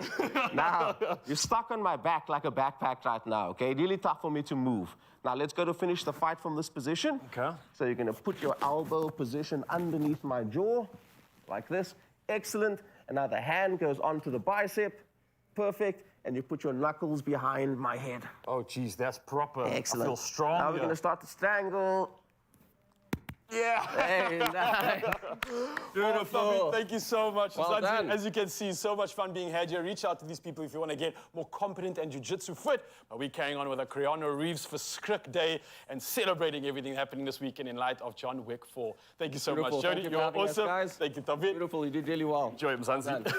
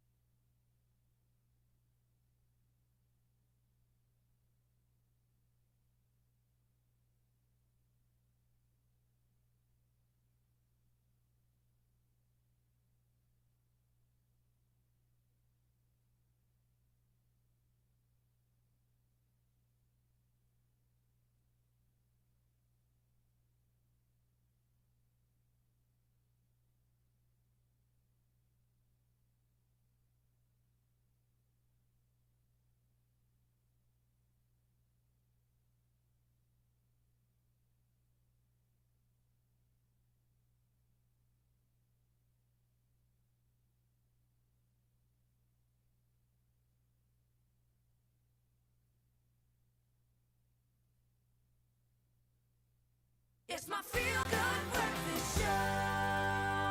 Yes, 7 minutes indeed. Welcome back. It is your Feel Good Breakfast Show. We're on Expresso. We've got 7 minutes to show you that this recipe is going to be fantastic. Quality above everything else. Woolworths, they strive to bring the best, freshest, and the most delicious products to our tables, and while ensuring that our fruits and vegetables burst with flavor. Now, Chef Clem, he is here to tell us more about this recent trip to Klipjewil Fruits in the Hex River Valley, where he learned more about Woolies' seasonal grapes and their cold chain process. Chef Clem, this is so exciting. I mean, what were some of the highlights of your experience? The pure intensity when it came to quality checks. It's not just, okay, that looks like a cool grape, cheers. Like, all let's right? taste the grape. It was quality check after quality check after quality check. Was absolutely just like mind-blowing. Like it's a humble grape, but it gets treated like royalty. Oh. And then seeing the sheer size of the cold storage rooms and like the cold chain, it's huge. It's like, I'm telling you, like stadium-sized fridge. It was mind-blowing. That is incredible. Yes. Now, what do you love most about the variety of grapes that Woolies have on offer? Exactly that. The variety. And I mean, I remember back in the day, I'm not that old, when there was like a red grape and a green grape. Yeah, That's I just it. knew dark grapes and light grapes. Right. Now, it's like completely just so innovative. You get... I mean, even the dark grapes are different. Sorry, I'm tasting Exactly. them all here. Look at the that. green grapes, the ruby grapes, the black grapes, the candy floss grapes, the butterscotch grapes, like every single variety, the big globe grapes, which are my favorite at the moment. It's just the innovation that Woolies and the team keep on putting in to like just getting better and better and better, providing us with more and more and more. That's why I asked them, can I please have half an hour to talk about this? And they were like, no, You only 7 get minutes. But I love it. And they, like I said, again, it goes back to the innovation and the quality and all the checks that they put into cold chain and our beautiful grapes. Oh, well, listen, our Muslim viewers are celebrating Ramadan and Eid, and you've got a really cool recipe on how we can use these grapes and turn it into a refreshing drink. Exactly. And we're setting up a drink station because I think it's really cool. For me, whenever I guests over, I set up a drink station like away from the kitchen because people naturally gravitate to the kitchen. And then they're in your way. And then the jollies fall. So put them somewhere else and let them like serve themselves as well.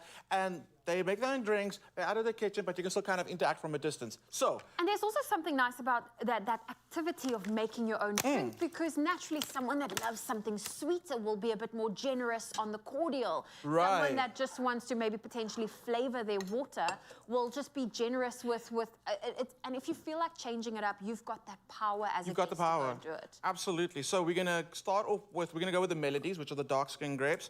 And are these best for this recipe, or can you use any of the grapes? You can use whatever you like. And what happens is the skins, there's tannins in them and there's color in there, and that's going to result in the depth of color in your cordial. If you're going to go with the green grapes, you're going to end up with a light cordial, and then the rubies are going to give you like, it's going to be like an ombre, if you know what I mean. Okay. From light all the way to like really intensely brown. Keep the skins on. There's flavor in the skins and there's color in the skin, so get that in there. And these are seedless, so don't worry about that. So get that into your pot. You're going to add sugar. Now, the grapes already have sugar in them. Yes. But this sugar, it's not just to sweeten it, it's also to preserve it, so it can actually last for a really long time. Okay, so you can make your cordial, but you don't have to use it all in one go. No, exactly, which is How great. long would you be able to keep that? I would say that would last in the fridge, and it does thicken up because of the sugar, it would last in the fridge for about a year. Oh, wow. I Yeah. thought you were going to say like 6 months or No, 3 months. quite Okay. a long time. You want a little bit of lemon, just a little bit of that acidity just to cut through the sweetness, and it actually highlights the flavor of the grape. That's going to go in there. You know, some of us sometimes we go so crazy in store and you're like, oh, I want these grapes, I want these grapes, I want these grapes, and then you don't always get to the grapes. So is this also a great recipe for that? It's a grape recipe for if you have grapes that are a little softer than normal. Really it is. Can you show our camera what's in the pot so that we can see this process as you're going about it? So keep it there. There we go. Grapes, sugar, lemon juice going in. I like a little bit of vanilla with the grapes. I feel like it just, again, just brings out the flavor of the grapes. So that's going to go in there. Clever. And are you doing like a vanilla essence, a vanilla syrup? What is that? A vanilla extract? It's a vanilla extract and it's the paste. So that's going in there. You're going to let the grapes do its thing. Let them pop on their own, release their juices. And then what you're going to do is you're going to pass it through a strainer. Okay. And you're going to end up with this. Oh, so Which you is- just end up with the syrup. Yes. And it doesn't end up being purple, but you get this beautiful, deep, like amber color, but it smells absolutely amazing. Let me And smell what it. you're going to do with it is, you're going to, it is quite sweet. Get some glasses, get some We've got ice, glasses, lots we've of got ice, lots of ice. So you can go first. You can, Do you want soda water or tonic water? What's the difference between soda and tonic? Soda water is basically sparkling water. It's the water that's just been given all the bubbles. And then tonic water has been flavored with citrus and other spices in there. So you can decide which one you're going to go for. I'm going to go for soda water. Go for it. I want to get the... You can pour your cordial to, like, you can decide how sweet you want it. Got you. How much cordial is recommended? I would say like 2 tablespoons is fine, but if you want to make it sweeter, you can totally do that. I think that's cool. That's fine. Then you can get the gold or silver edible glitter from Woolies. And once it settles, that's when you see the sparkle. Look how cool that is. Something as simple as eating edible glitter, adding edible glitter. So I'm going to go for mine. Cordial in. Look at that. Tonic. And you can add another. I'm going to give you another can. Oh, no, I love this. Okay, there we go. That's the perfect amount. That's I'm going to go. You have to stir it. You've got to stir it. This is absolutely amazing. I mean, I know it seems like a summery drink, but I always feel like chilled and cold food works best in winter. Like ice cream, chilled drinks. That's cool. I've gone for And you made everything yourself, which is really, really cool. And I love how the glitter comes through. It does. And again, you'll see more of that glitter once it settles. This is absolutely... Oh, look at that glitter coming through. And you use the silver glitter. Use the silver glitter, but you can totally use the gold as well if you feel like it. Can you see that? Like, what a fun touch to a cool drink. And we've made our own fantastic... Get it? Because it's... She gets it. I get it. Flow joke. Drink. Sparkling drink. And it's so beautiful. And the ombre, again, you can see mine's got that nice ombre. You got a slightly dark one. Mine's nice and sweet. I was very generous. Look how dark it is. There we go. Cheers. Oh, Chef Kim, this is so fun. Just quickly, I'm hearing the bubbling. Let's just see what the pot is looking like now. Oh, Let's make so sure. I've got more than 7 minutes. Nice. No, Great. no, the time's finished, but I feel like that's progress from the last time we showed the camera what the pot looks like. Look at the color. See the color's coming out? So it's the color, it's the flavor. That's why you keep the skins on. It's all in there. So and can you mix? Like if you want to like lighten it up and put Yes, you should absolutely Play mix it around all with up. it. Play around with it, make it your own. And I do like the fact that you mentioned if your grapes are looking a little like you've had them for quite a long time, that's a great way to use them up. One last thing, one last tip, which I think is very important. All the teams that I spoke to at Cold Chain when I went to the harvesting, they said the best way to store your grapes at home is just in the punnet. You've got the little air holes in there so it gets air circulation, and this is the best way to keep it fresh. Don't wash them, don't do any of that. That's all been done for you. Keep it in the punnet. That's Keep it in the punnet. There we go. Chef Clem, thank you for this delicious, fun, what we call this, a sparkling grape juice. Exactly what it is. There we go. Well, if you want to find this recipe, it's on our website, expressoshow.com, and you can shop fruits and vegetables that are fresh and that last longer at Woolworths. Plus, if you are a rewards member, you also buy any 2 seedless grape 500-gram punnets and you save 15 Rand. Now, all customers save 10 Rand, so make sure you swipe that rewards card for that additional discount. You can shop these at Woolworths. They're available in-store, online, and Woolies Dash.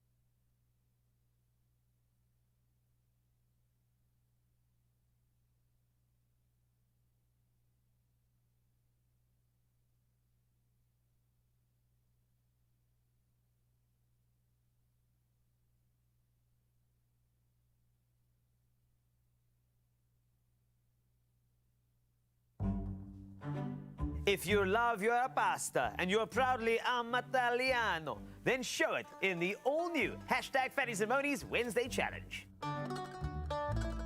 From the 8th to the 29th of March, 4 very lucky Expresso viewers stand the chance of winning your own NutriBullets, plus a Fatties and Monies hamper valued at 500 Rand.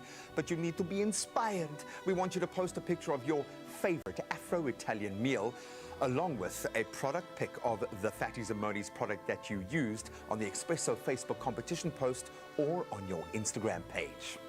So follow and tag @Fatties_and_Monies in your entry, and make sure to add #Fatties and Monies Wednesdays. And the competition closes on the 29th of March. T's and C's apply. In fact, bravo, Italiano.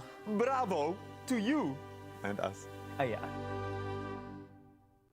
It's my feel-good breakfast show.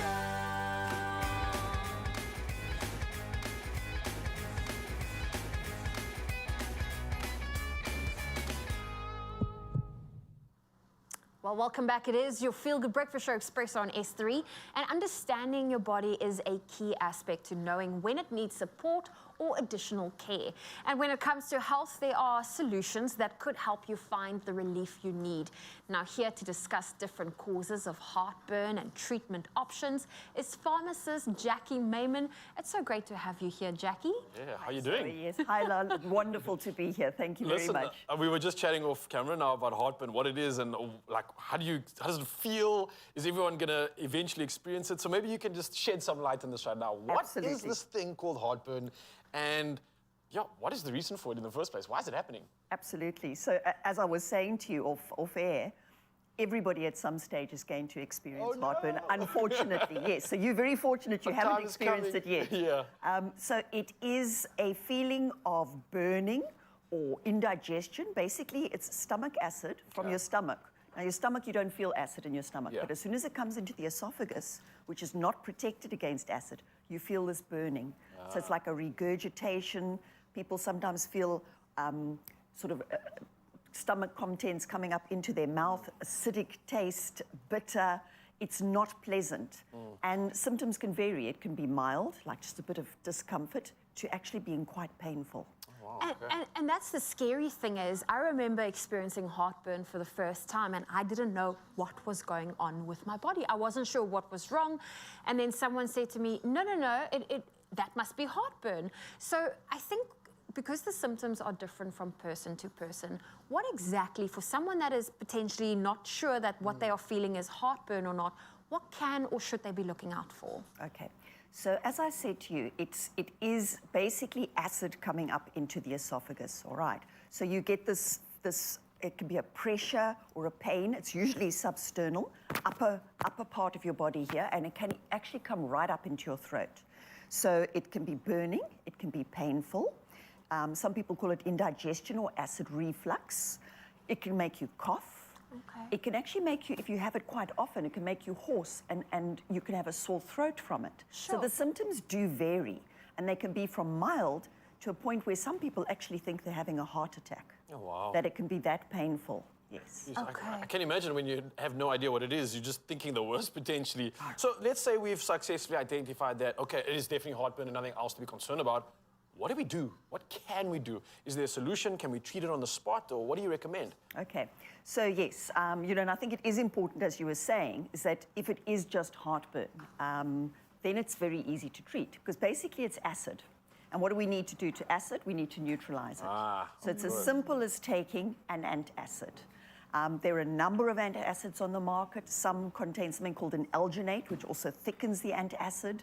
And the idea is to neutralize the acid so that whatever is refluxing is not acidic. And then it's just a reflux. You swallow and it goes back down into the stomach. And the pain literally goes away immediately. Oh, wow, okay. So there is a solution. I love that. There is a solution. Jackie, when do you need to go see medical help if the symptoms doesn't go away? Or you've had your antacid and nothing is making a difference? Still feeling that pain, is it possible for it to be more serious than just heartburn? Absolutely. So There are certain instances where you are going to have heartburn. So we see it a lot when people have eaten a very large meal, maybe you've overeaten. Certain foods can be triggers, so acidic, spicy, fatty, lots of chocolate, lots of coffee, alcohol. Unfortunately, there are a number of triggers, yes. Okay. And then you can get that indigestion or burning feeling, all right? So when you have that instance, and it happens once in a while, and you just take an antacid, that's absolutely fine.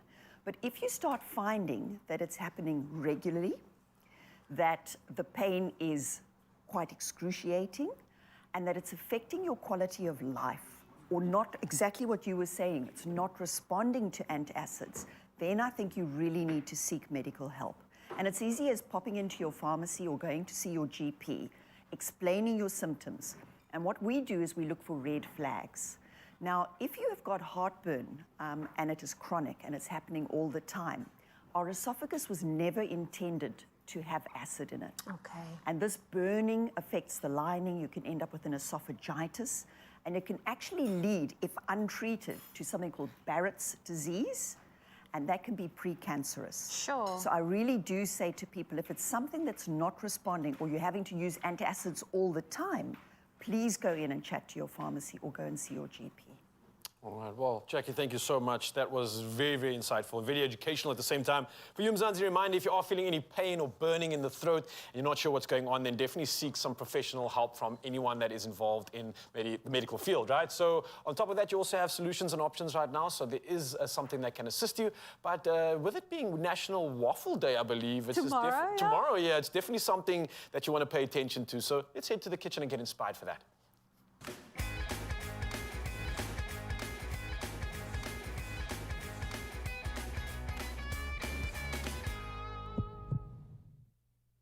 All right, so now that we've got the heartburn under control, enjoying that indulgent treat this weekend is nothing to fear.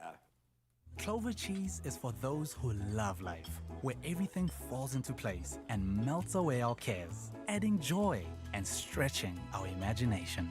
Clover cheese, perfectly crafted. Made with love by Clover. Yes, tomorrow is indeed International Waffle Day. And I don't mean waffle like me with your words, but the actual waffle. And we don't need any further excuse to make waffles on your feel-good breakfast show. So we're inspiring you with our perfectly crafted Clover Elite Cheese and Chicken Waffles. You gotta try it. You gotta do it, Jenny. In fact, we gotta do it right now. And I'm loving this. Okay, so I'm on waffle duty. You're on waffle Walk me through the process. Okay, so what I would need, this is my flour, that's yours. Okay. We've got that beautiful tusses. Can I mix it in? Cheese, yes, pop it into that. Some baking powder, some salt, an egg, and you have this glorious melted butter. And you're going to whack it all together. You can actually use all of that. All of that, great. Yeah. And then whack it all together, and you're going to make waffles while I come to this part of the dish. This is quite an exciting concept, isn't it? Sort of that sort of undertone. You could actually put a bit of maple syrup on this if you wanted to. Well, this is what it's about. With the waffle, it is kind of in that space of, is it sweet, is it savoury, is it a little bit of both? Yes, we are here for that. I love the savoury idea, I have to be honest with you. So over here I have some corn flour. Okay, this feels very dry. That's okay, we could put some buttermilk with that too A if bit you more wanted buttermilk, so we're to. gonna You could put some water with it. Add a little bit of moisture in the mix. Yeah. So I'm going to ask our foodie angels to bring us a little bit of buttermilk to top this up. I can give you water. Because, there we go. Look at your mama. See, this is a lifetime of baking comes to bear. There we go. I love the fact that we've got the cheese here to add a different kind of layer of indulgence to our waffle. That's better. It's going to enrich it. I could just have that waffle with the cheese. And you know, this tells you a lot about me, okay? So when I make a snackwich, for instance, I've got to have some cheese on the outside. Oh, yes. So that it crisps up like that. You And sound the fact like that we've my got housemate. this. Oh, I love it. I have a Dutch housemate. His name is Raymond. Raymond. And that man makes the best toasties because he does exactly that. See, there is method to my madness. Oh, yes. Now, have a look at me. I've got buttermilk over here. Okay. And I have got the paprika. You can put cayenne pepper if you want it really, really hot. And I've coated it in this. And look at me, darling. And that is a robust coating as well, yes. because we need that. Hey, for this, it's essential that you get the crunch. The texture crunch is so paramount, important. absolutely paramount. Okay, I'm going to start out the waffle process here. Yep. There's a little bit more water if you decide you want it. What do you think? Oh, I think it's perfect. think they'll squash out nicely. Perfect. Okay, so we're about halfway there. We're halfway there, and while this is cooking, I have already done. I've already done. And I'm going to put one together for me and a one for you. You like hot sauce? I love it. Do you like the smokier, the better. When you no, but if you've got this kind of cheese combo, this explosion of different cheese flavors, a little sriracha, a little smoky something, is going to make all the difference. And of course, you've got to honor the cheese. When working with cheese, that's this beautiful Clover Elite cheese, perfectly crafted due to a 5-step crafting process to bring you cheese that is superior in quality, taste, and texture, and you really can tell the difference. And of course, I mean, we are using our favorites. You can use yours. Yes. Any of the Clover Elite cheeses will actually just add something. But you know special. what? Yeah. What I love about this one, it has little layers and layers of love. So Layers of joy and love and you can just, exaltation. You can just put, do you like a lot of pickle? I love it all. I love it all. I was designed for menus like this. All right, This is my vibe. so what I'm going to do is give you that. Thank you.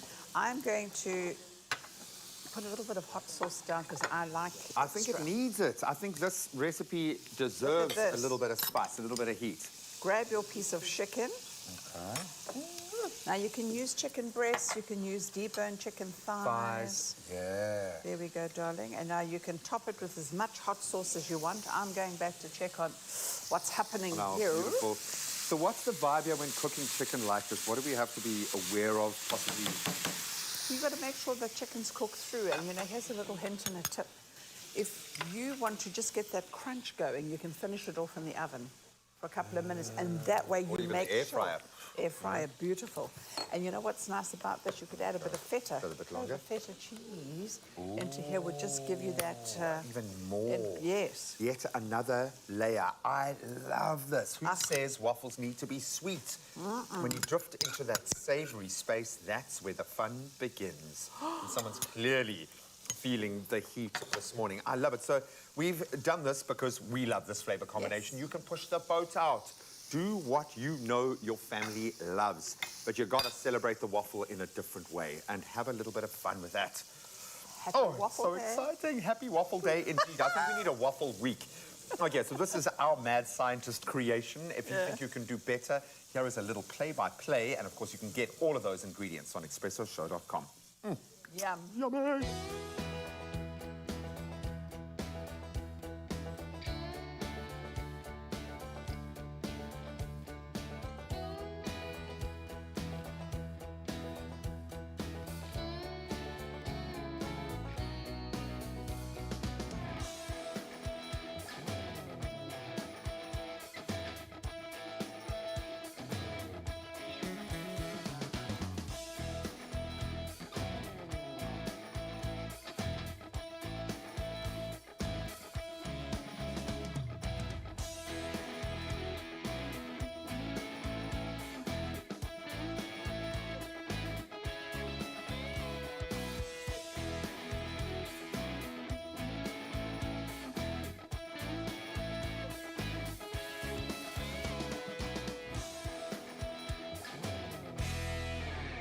Made with love by Clover.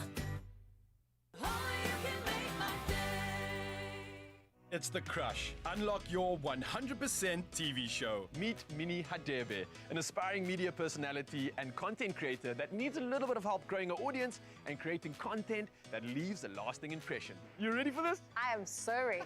You want to take videos, photos, different things. Honey is really helping me a lot here because my camera skills are terrible. Let's create a reel. Exciting. That means we're having a fashion show. Watch the show on SABC2 every Wednesday at 7:30 p.m.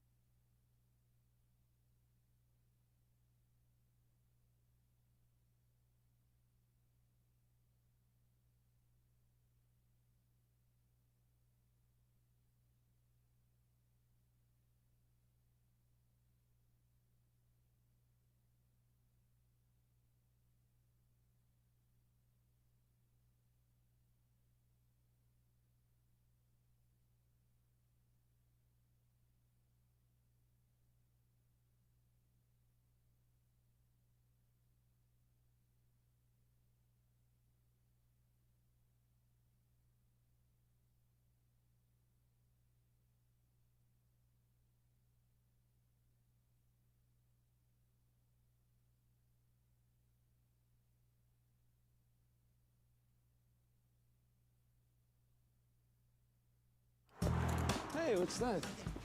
This is Octifex, a new accessible platform to trade Forex on global markets. Cool. What's a Forex? It's short for foreign exchange, trading currencies. Buy low, sell high. Score points, right? Exactly. What's leverage? It's like you got cool friends. They vouch for you, and you can trade it big. Precisely. So basically, it's an app where you learn and trade, and it's safe, and it looks good. That about sums it up here. Octifex, trading made clear. It's my feel-good breakfast show. We've been wicked. It's official. Nice stunt work, my friend. Yeah, that was cool, man.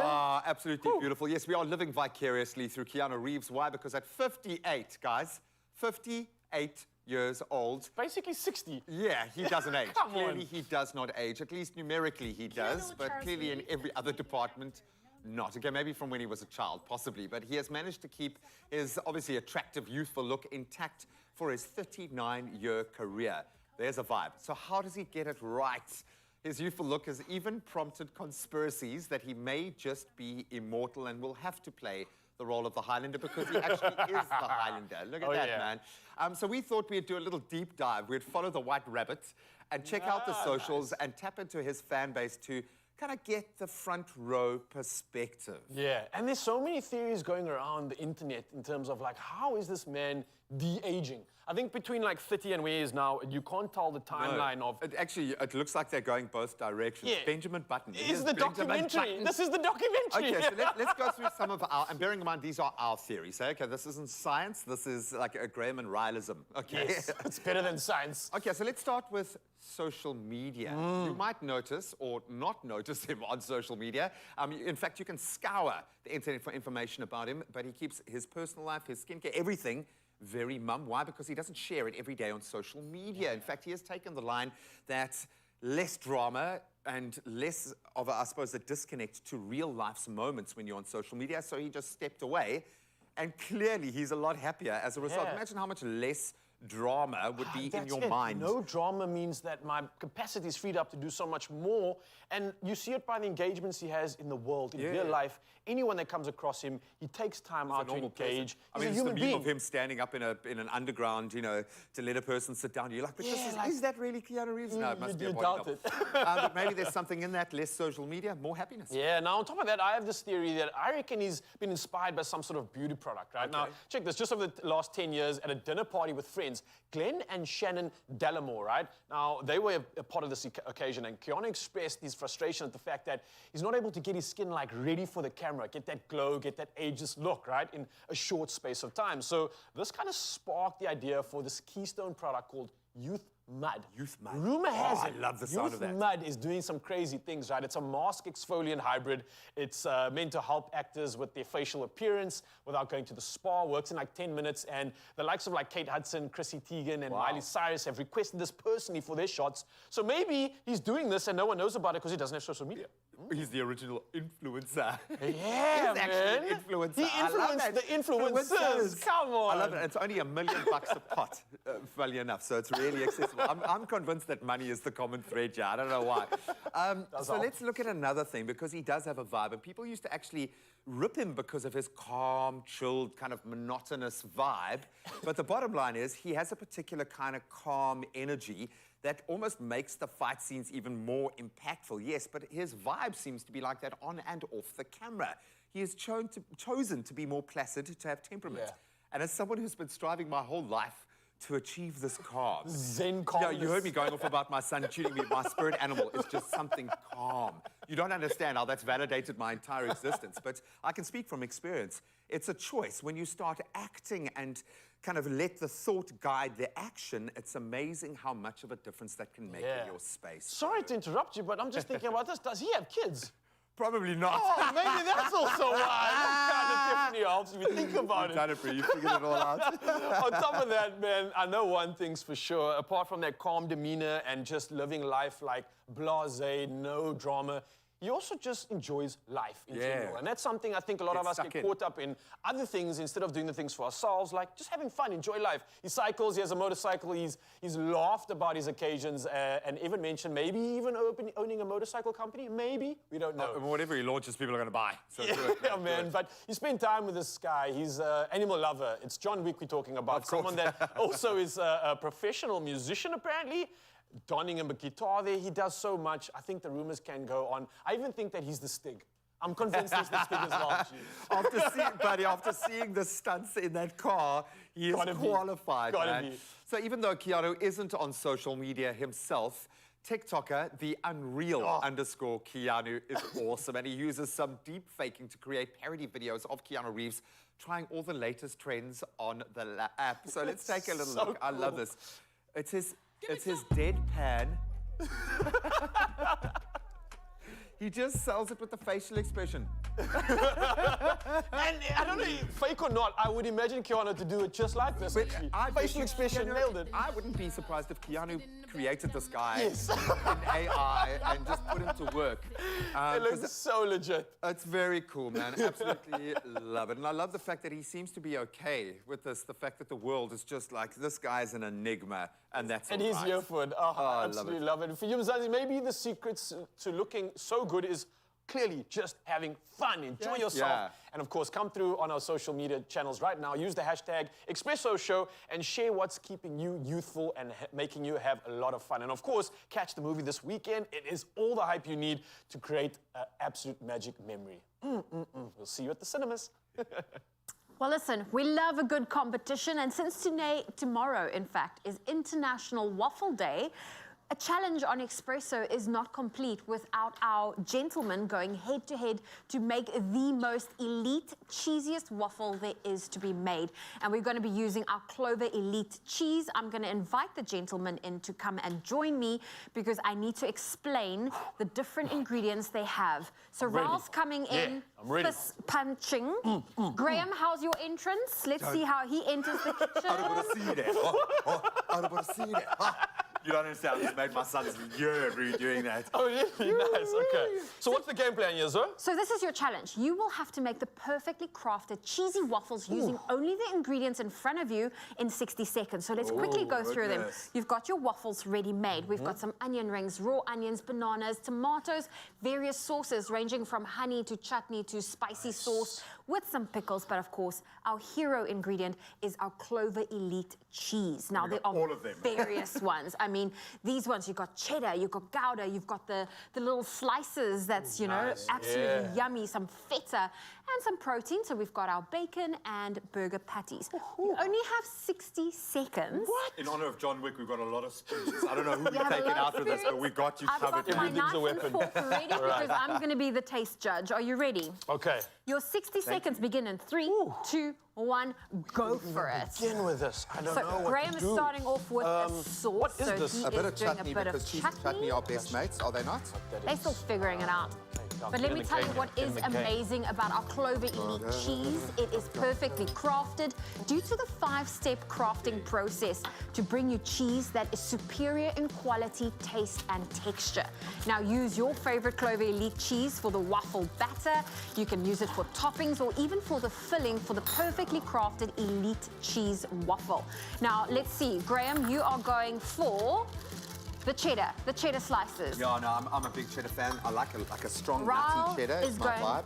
for the Gouda I'm going for flavored the full Gouda. cream processed cheese. Bring all that Look at creaminess that. into it. Gentlemen, you've got 15 seconds left. What? Get just moving. going It's on your so- wall. All right. Let's go. I'll open it for you. Make more toppings. I have to taste. Give me bacon. I like bacon. Bacon. Bacon. No, you can't put that. Okay, that's cheating. That's all right. too much of the yummy Almost goodness. got it. I needed more layers of cheese in mine. I'll They open were one so for you. perfectly packaged with convenience that I couldn't get them all out. I'll open it for you. I like the introduction of the banana there. Yeah, switch it up. We kept it wicked. Chris, you have bacon on yours? I didn't have bacon on mine. didn't either. I like bacon. Sorry, I'm so sorry. Gonna lose points there. Yeah, no, I definitely lose points there. I just love the cheese and kind of the onion combo. Beautiful, with a bit of chutney just to finish it off. Preserve and cheese. that just Okay, I makes see it what you did sing there. for me. It makes it sing. Fantastic. Okay, gentlemen, we've got some cutlery here for you. Okay. You've already used your knife, but here's a fork. I feel like you need to taste each other's, and I'm going to taste both. Okay. I'm taste sorry. I did myself in with that banana apologize. trick, man. Ah, that's karma. If you wanted a lesson in karma right You never there. know, the banana might be like an absolute magic key. little Okay, dish, like there the we go, cherry on the buddy. top to it. Okay, So, let me just cut Raul, that. did you use any sauce? Talk me through your waffle. So I wanted to go with like a real spicy version here. So I did Okay. start off with a nice spicy sauce, but my layers didn't. The timing got me on this one. I gotta say, they perfectly wrapped that cheese up so good. But gee, Well, one thing I will say. You have to take the banana, Graham. You Yes. put it there, you have to have it. The hot sauce, can I just say, Raul, the hot sauce paired with the Gouda-flavored full cream, like processed cheese. Is that a win? It works. It just brings that burn down. It completely calms it down. So well done. The inspiration. Plus, you had bacon. Oh, nice. But Yeah, if- of course. Gotta have the bacon. That I can quite clearly say. That is unlike anything I've ever tasted before in my life. I'll Is it take because that. of the banana? I'll It take actually that. was really nice with the banana. Bacon and banana works. And with that bit of heat, lekker. He's got a waffle burger Check there. what I've got here, man. Kept it all intact. We got the onion. We got layers of cheese, multiple of burger. Is that chutney? Yeah, man. Looks nice. actually, Honouring. Thank you. I tried. I really did try with that one. Going for seconds. 60 Whoa. seconds is Hey, now that is good. it's all the cheese, baby. It's all in the I mean, cheese. let's be honest here. Like, you could throw cheese on anything, it's gonna taste good. Yeah. Especially this kind of cheese. But I gotta say, having this sort of like variety of what feels like a burger for me, actually. It's It is a bringing waffle burger. Breakfast burger feel, and I'm loving it. I'm here for it. Let's dub it. Ryle's breakfast burger. Dum, dum, dum. Number 4. Well, When we I feel return- like it's up to you at home to decide who you think should win. Is it our Raul with the hot sauce and our Gouda-flavored full cream cheese, or is it Mr. Graham Richards' waffle burger over there with no bacon? Let me know. Come on. And of course, we will crown that Let it winner. go, But I man. feel like both of you did really, really well. Well done. Apart from the licking bacon. Well done, man. This is good. Thank you. Bacon and banana, baby. Clover cheese is for those who love life, where everything falls into place and melts away our cares, adding joy and stretching our imagination. Clover cheese, perfectly crafted. Made with love by Clover. Only you can make my day.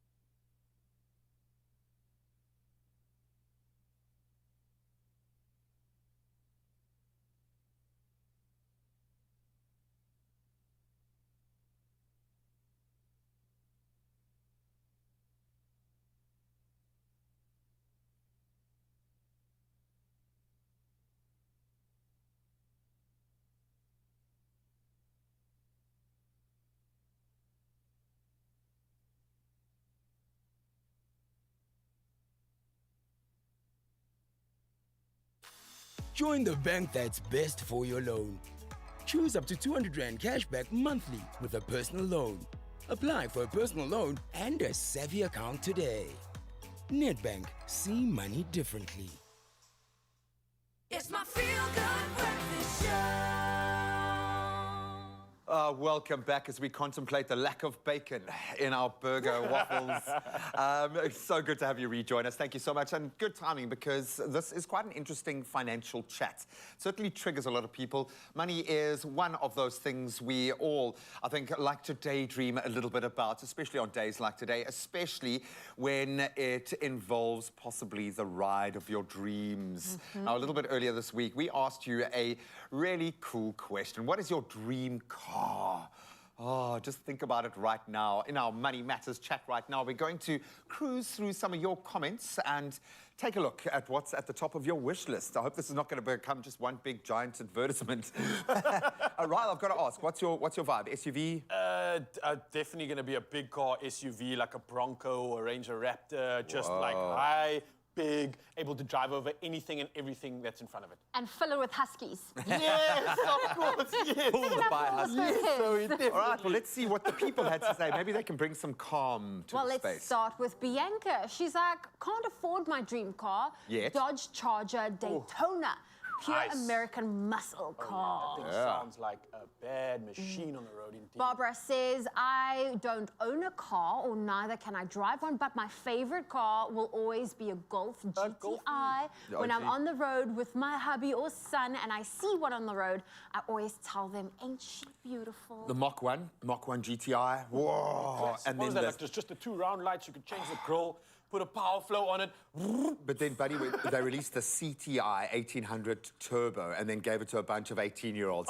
Don't do that again. Don't ever do that again.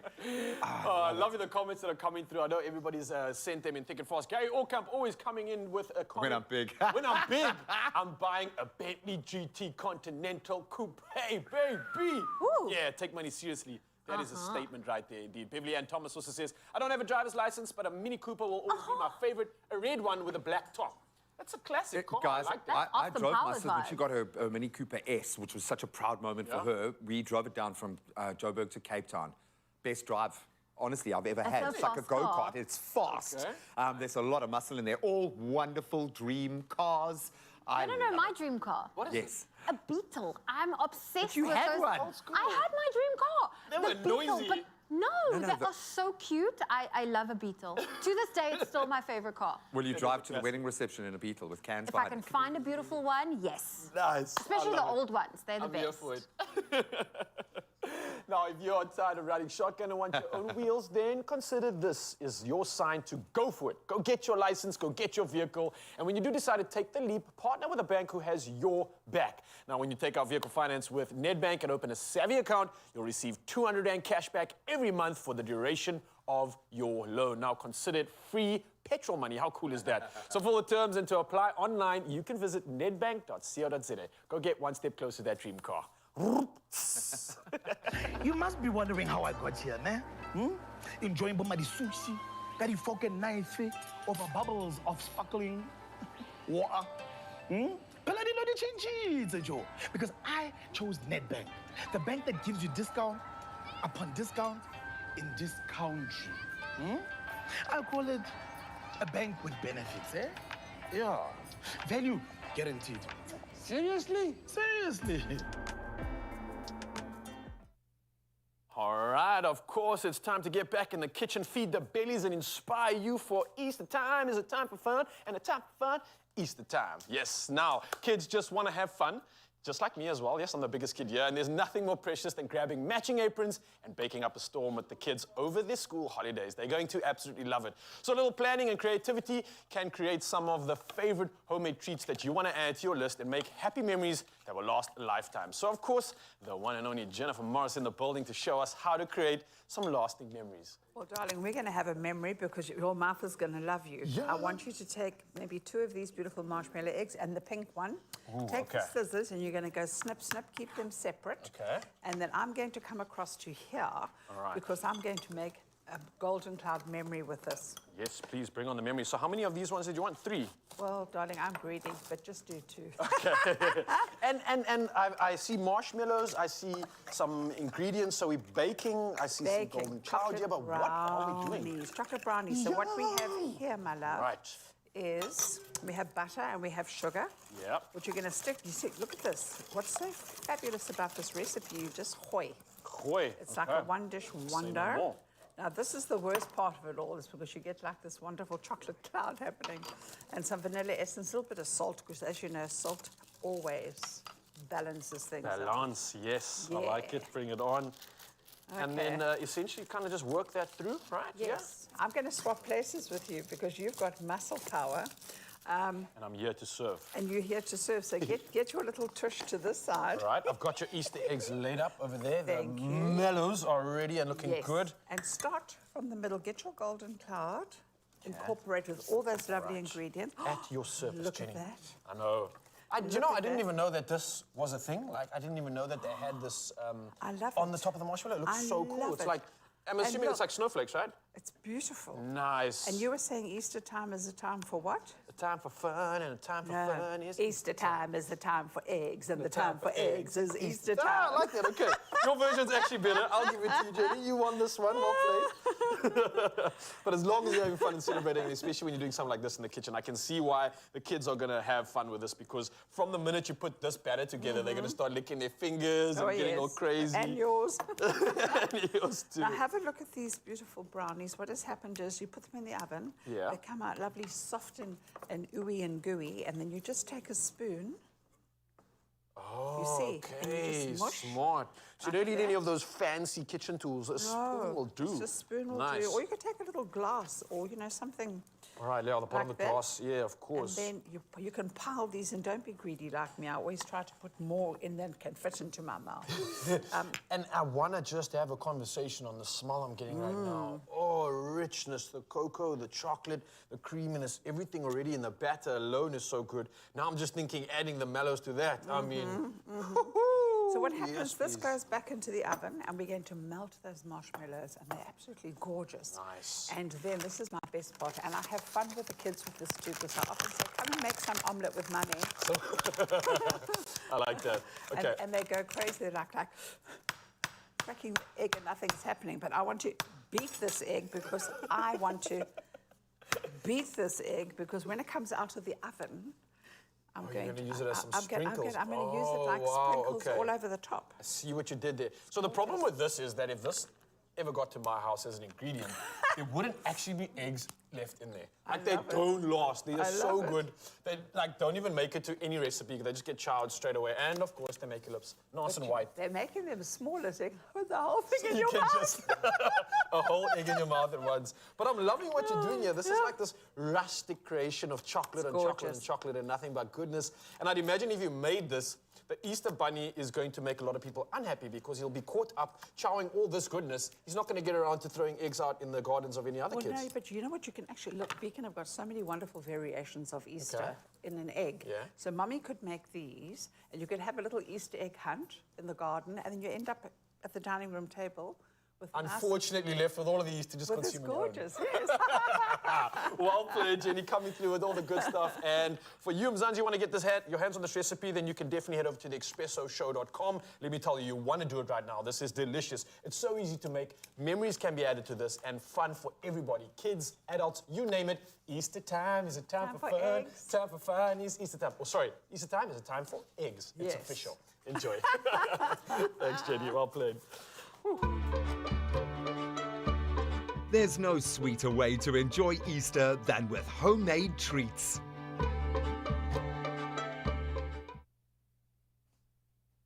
All right, so let's get serious here. I've got a very important question to ask you guys. Why did the Easter egg go to school? To get egg-ucated. You see what I did there? Yep, the excitement has been real with our Easter spins. This morning we love giving away any prize, but these prizes are really cool, and it's time to announce our final lucky winner for today. A massive congratulations to Nomsa Mavuka! Well done, Nomsa! So she commented on the competition post with, I'm baking cake, muffins and puddings using my Golden Cloud cake flour topped with beacon chocolates to get the best treat for my family this Easter. Hashtag let the hunt begin. Well, we've got Nomsa on the line right now. Good morning, Nomsa. How are you? Good morning. Good morning. Oh, congratulations, my dear. you so You're much. already a winner. Okay, so well done. You have made it this far. Now, the big moment. You're going to have to spin our very famous wheel to win yourself an incredible prize. So all I need from you, and bearing in mind there's still 10,000 Rand somewhere on this wheel. We have lost number 7 and we have lost number 5. If we land on that, you'll get yourself a Golden Cloud and Beacon hamper. But it's up to you now to say the magic word spin. When you feel the vibe, say the word spin and I will give our wheel a spin to find out what you are going to win today. All right, Nomsa, it's up to you. You tell me when I got to spin, girl. Spin. I gave it a little bit of chutzpah and a lot of positive energy. Come on, it is on number 8. Let's see what you have won. 100 Rand! Oh, it's 100 Rand. I wish I could give you 10,000 Rand, Nomsa, but it's 100 Rand, which is still something. So you are a winner. How are you feeling, my dear? I'm guessing 100 Rand is not going to blow the mind, but it's something. Congratulations. Thank you. This might seem like a ridiculous question because maybe this close to Easter it's probably going to be chocolate. But what are you going to spend your $100 on? I will give it to my little brother. Oh, man, you've just melted our hearts. I feel like I should be giving you more after saying that. You're wonderful. Keep being inspired to bake amazing treats with your Golden Cloud and your Beacon. You're a worthy winner this morning. Keep entering. Who knows? Next week, we might just spin the wheel again. But Nomsa, thank you so much. Have the most amazing weekend. Thank you. Oh, you better park those ears up, because Golden Cloud and Beacon are offering another opportunity for 3 lucky viewers to win, yes, up to 10,000 Rand in our Easter wheel spin live on air. To stand a chance of being one of those 3 lucky winners on Monday, simply reply to the competition post on our Facebook, Twitter and Instagram pages and tell us what your favorite family traditions during Easter are. Don't forget that hashtag let the hunt begin. Entry closes midday today, so get on it, but you can check terms and conditions on expressoshow.com. Good luck. Let's give it one last little. 10 grand. Come on, baby. Come on, baby. There's no sweeter way to enjoy Easter than with homemade treats.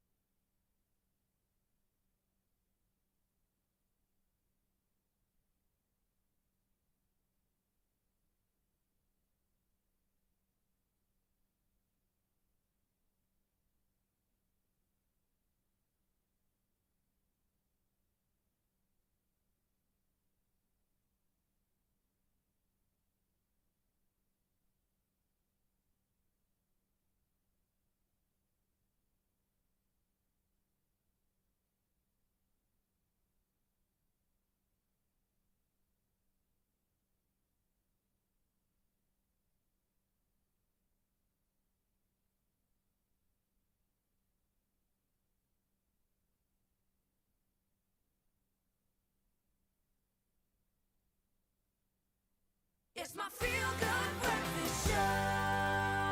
Welcome back, you beauties. Yes, it's all been John Wick Chapter 4 today, and we have loved it. Obviously, an action-packed film, so we decided to have a little bit of fun. Oh, yeah? Okay. So you and I, being just big, giant kids, we decided to audition for the role of John Wick. Now, who do you think would take the role between the two of us? You can go and vote on Expresso's social media pages. Here is our own rendition of John Wick Chapter 4.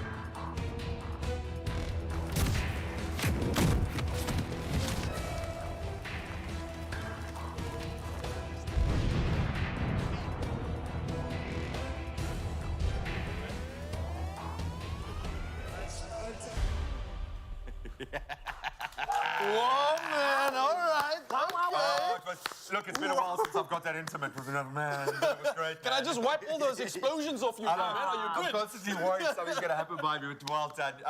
Lucian, we absolutely love you, man. Well done for that. Well, go and vote. Who do you think was the best John Wick? And speaking of John Wick, we've got an inspired dance for you this morning. This is the Genesis Company for your Expresso Friday dance. Woohoo!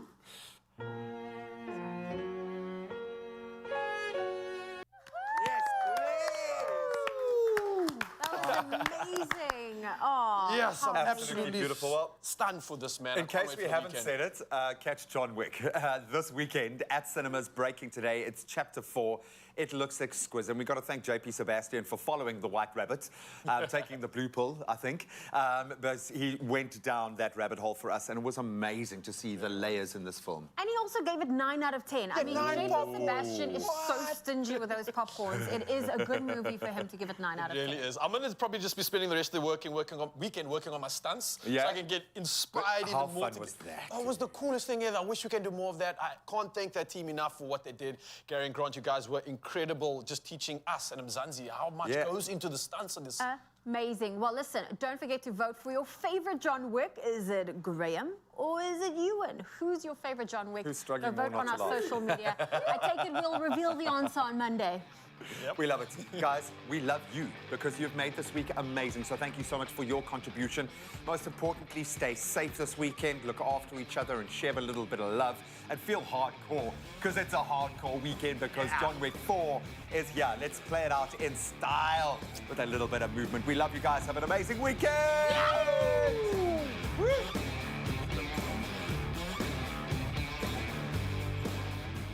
Better food choices never tasted so good, nor were they ever so easy as the range of healthy living options. Made with love by Clover. Nah.